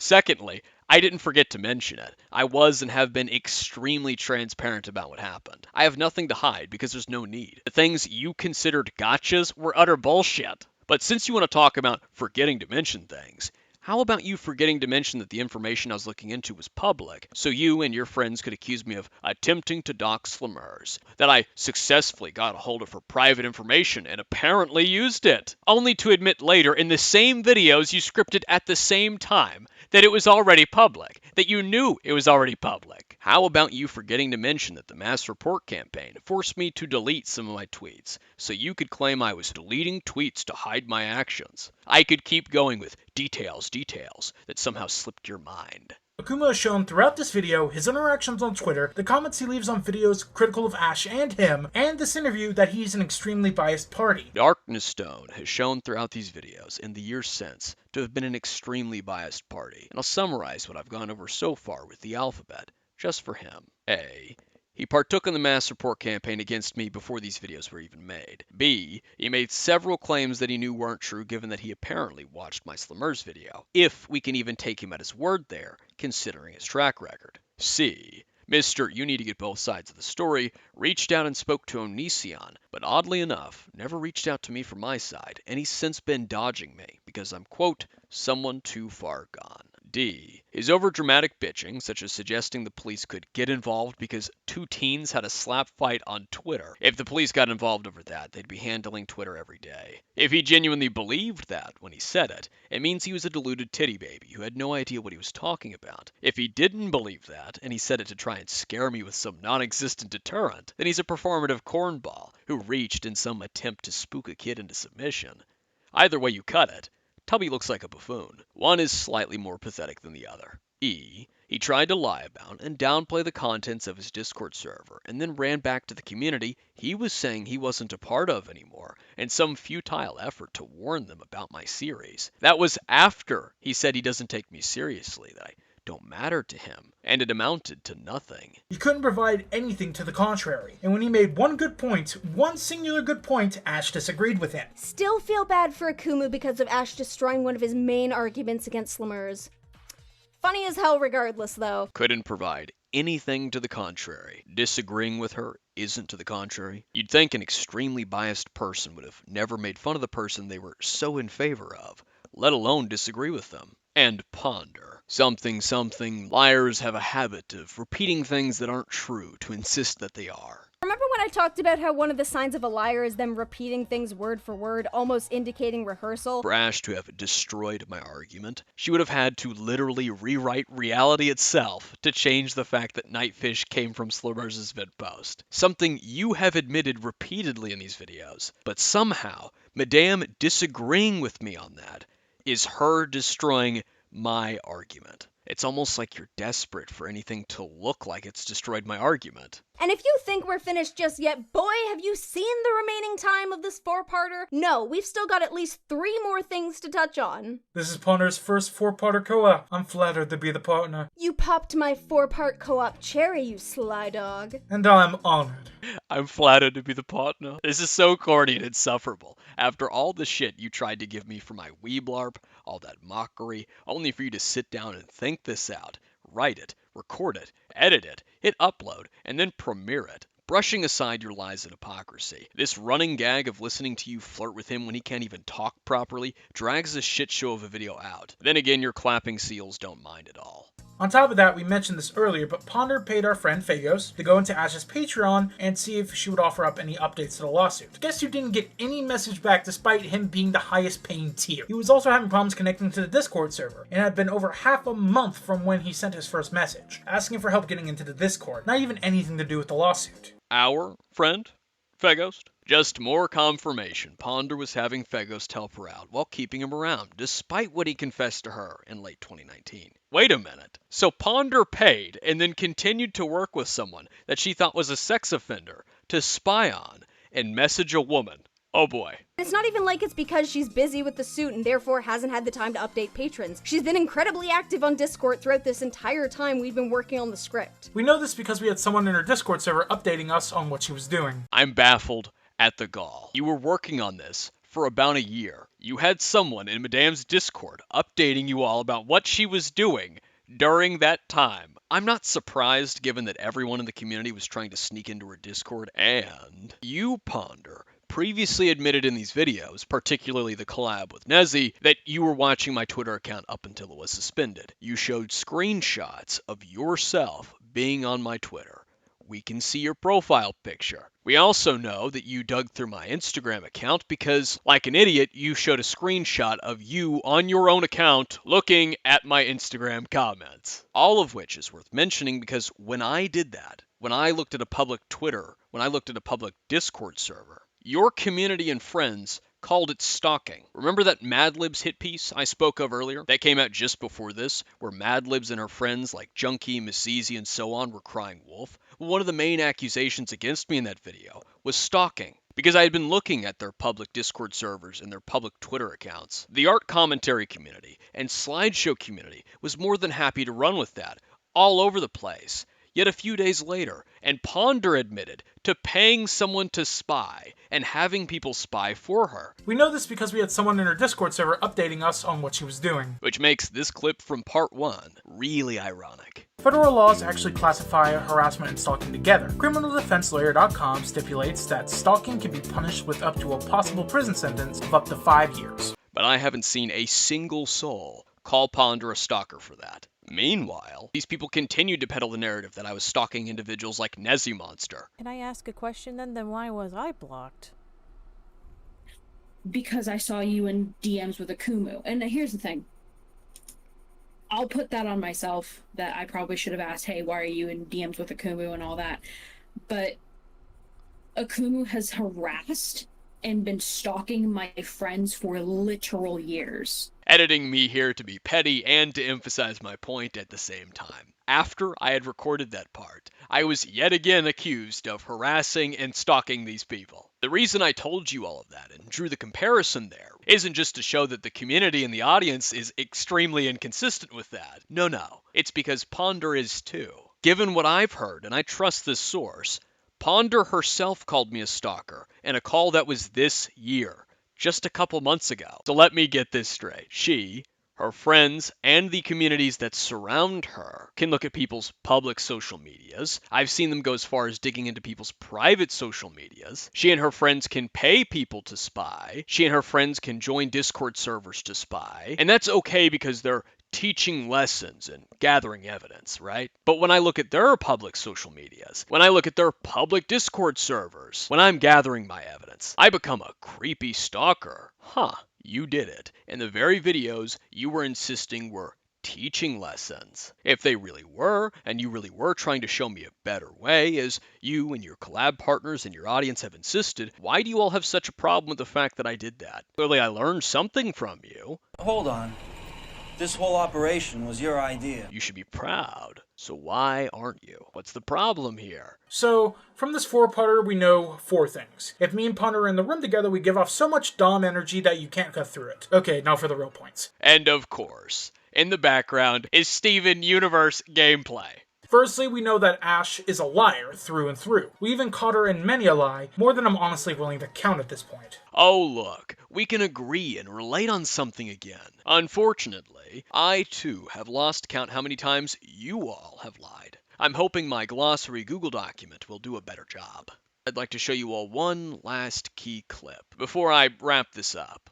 Hello everyone, and thank you for watching this 4-parter. For me, this project has been amazing. I was so honored to work with Ponder and everyone else. We've been working on it since early October of 2019. They started scripting this 4-part series in early October of 2019. Ponder previously said that this series was originally intended to come out in October, but that it had gone into the next year and that she was still scripting the video as of June 2020. That means they started scripting these in October of 2019 and meant for them to come out that same month. That's the same predicament with Ponder's 2-part collaboration with Nezziemonster. Despite the fact it came out in March of 2020, they began scripting it in October of 2019 and aimed for it to come out on Halloween, per their own admission. Hey everybody! Super sorry this video is late. At first it was meant to come out on Halloween, and then Christmas, and well...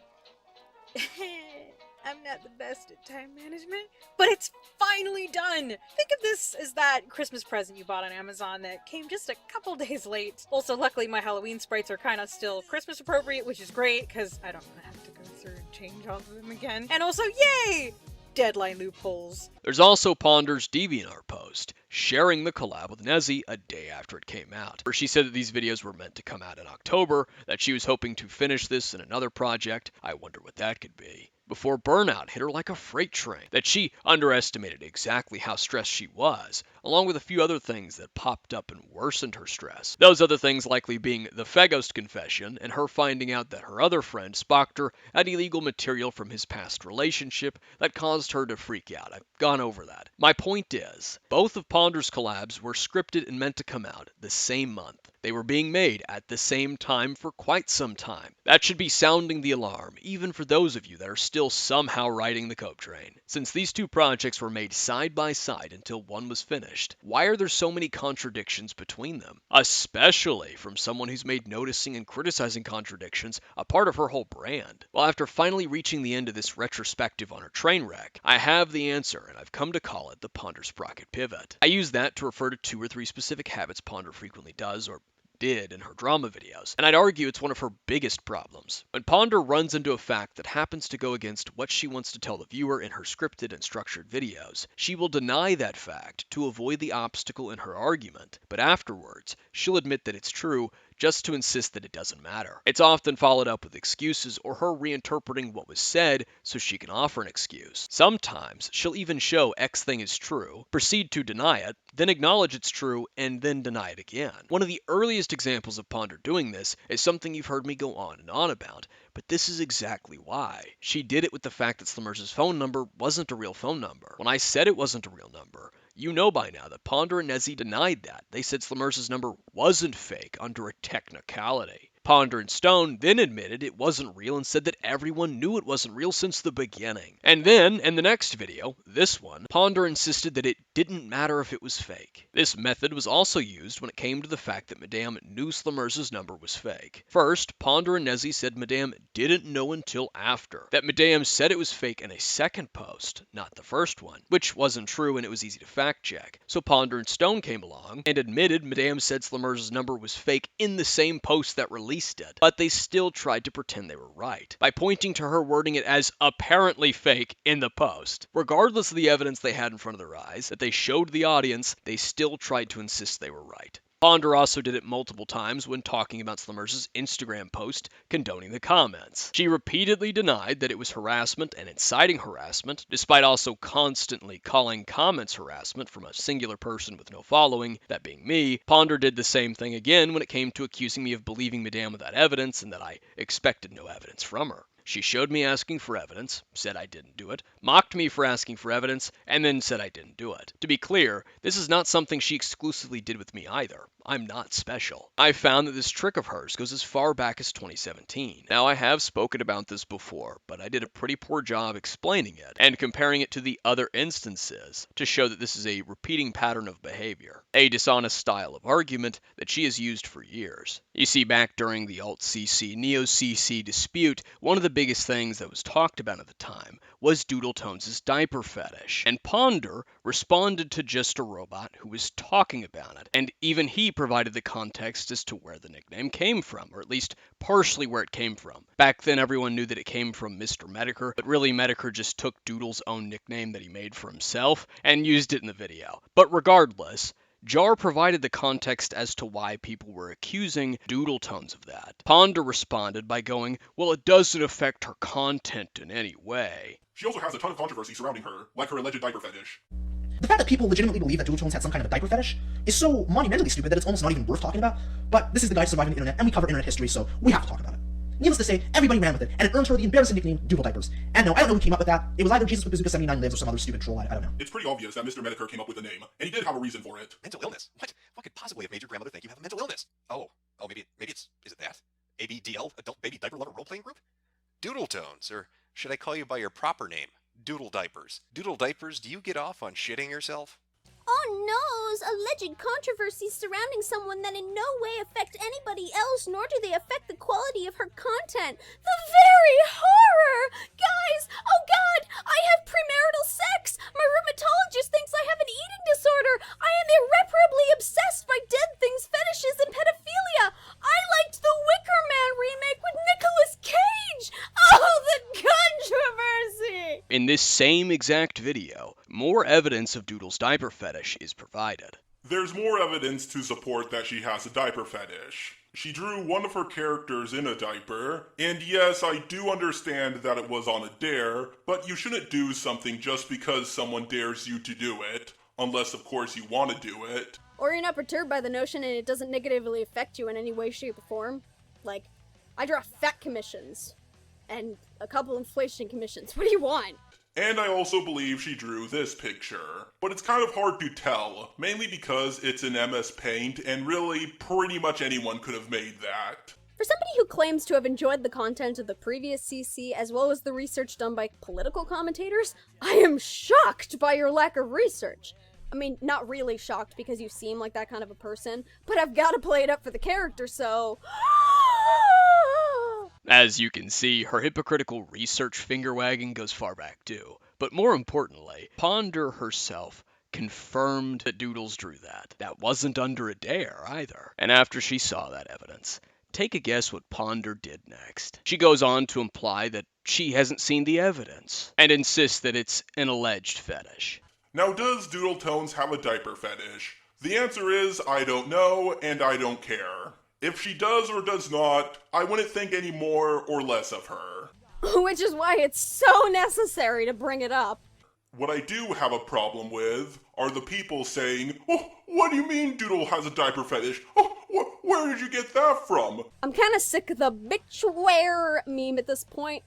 Also, considering the rest of this video is nothing to shake a leg at, I like how the only listed note of controversy is the alleged fetish. And this is perhaps an important piece of context that'll put things into perspective. Doodletones edited that video. I know, surprise, surprise. Who saw that coming, right? So if you want to know where that community picked up their habit of denying and sweeping Doodle's actions under the rug, you can blame Ponder and several of her friends for that. So far, the response from Ponder's audience has been very entertaining, but also deeply and eerily monolithic over the years. If you've seen my previous videos, you know what I'm talking about. I have a bingo chart just for her audience. Each time I've been brought up, each time I've made a video in relation to Ponder, her videos of the Madame and Slimurz situation, it triggers their false narratives kind of immune responses. The two most recent attempts to flip the situation is the claim that I'm obsessed with Ponder because I'm finally talking about her hours worth of videos on me. The second is their attempt to excuse Ponder by pinning the blame on Nezziemonster, that it must all be Nezzie's fault for why Ponder's videos are as bad as they've always been. Nezzie must have caused Ponder to lie. Ponder must have got the bad bad info from her, and she was her friend that she trusted. But Ponder getting information from Nezzie doesn't explain the lies about my Twitter,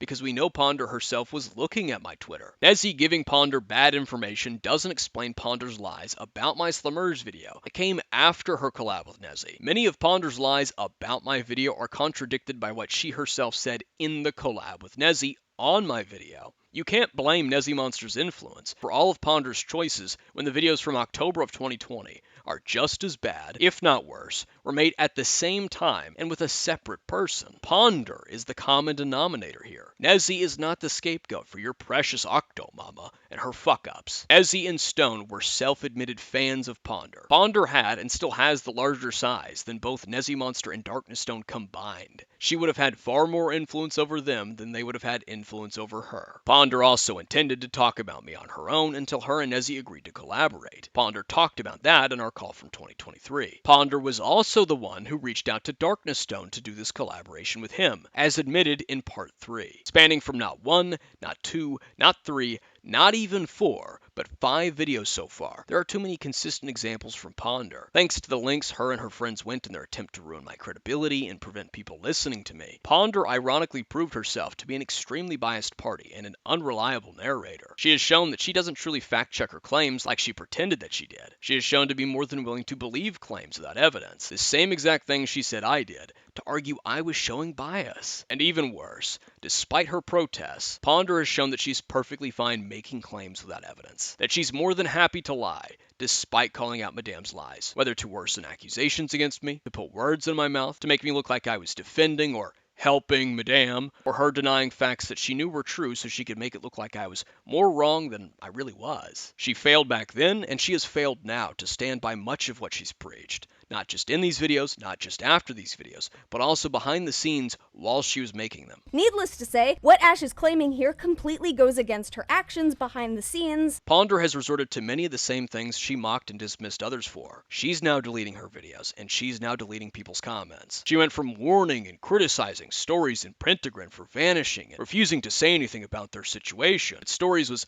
hiding in the shadows like a cowardly little monster, to now being that cowardly little monster. It's so poetic. Overall, it's so strange to me that minors and teens get such community-wide smear campaigns for mistakes and inaccuracies, but adults like Ponder or Doodle Tones get baby treatment despite their rampant hypocrisy and their compiling deceit. Ponder's a big girl. She's an adult, a grown woman. She was when she chose to make these videos, and she especially is now. There are far less humiliating hills to die on. But when it comes to many in her audience, it matters little what evidence I give them. No degree of clarity, precision, or meticulous proof will penetrate their predetermined conclusions. Consider Ponder, Nezzie, and DarknessStone's evidence against Madame. How did they prove she lied? They mostly relied on pointing out her contradictions, simple, glaring disparities in her own statements. They showed where Madame diverged from the available evidence, where she contradicted it, such as her DMs with Slimurz, or contradicted what she previously said, changed her story, and even her making claims without proof. Sure, they occasionally put words in her mouth to force a contradiction,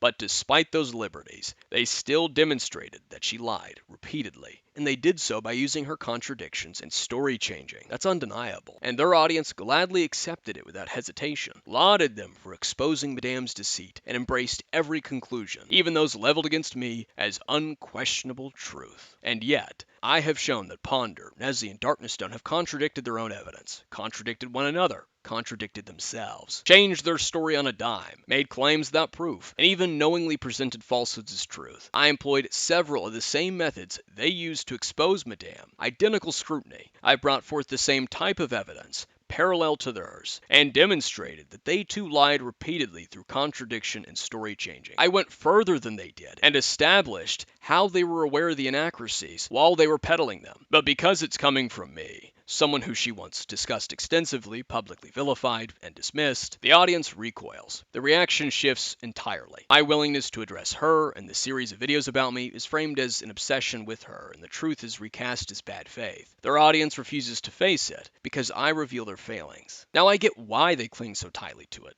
like a child clinging to their stuffed animal. You can see it especially with the way they talk about these videos and their favorite people. They pat themselves on the back for wanting to call me out or calling me out. And they'll say that Ponder or whoever called me out, and that I'm just salty over it. It's especially there in how they dramatically describe it, such as that Ponder dragged me through the dirt, that she did a takedown of my videos, only for her to take down her videos, that she ripped me apart, tore me to shreds, tore my video apart, burned me, and plenty more I've shown you. You see, I offended these people. I refused to partake in their politics. I rage baited and taunted them anytime they wanted to start shit. I kept pointing at their flaws, their double standards, the things they pretended weren't there, the things they pretended didn't happen, and what they lied about, the things they had sunk down deep within the raging ocean of discourse and information. I talked about their taboo topics, dug into them, and acknowledged the information they were hell-bent to sweep. I disturbed the safe space and social cliques these people spent years of their life cultivating, plucking, and shaping into their vein of validation, dopamine, and confidence in numbers. I was more than happy to respond to them when they ran their mouth or threw together sloppy threads, and just about every time they lied about the situation, I was there to point it out. Their attempts to peer pressure me into silence and submission fell flat. All the while, I continued to insist that I had already won the situation. I want to be clear. I'm not saying these things to pat myself on the back or stroke my ego, but to give you their perspective, to explain why they're so passionate. I was annoying and irritating,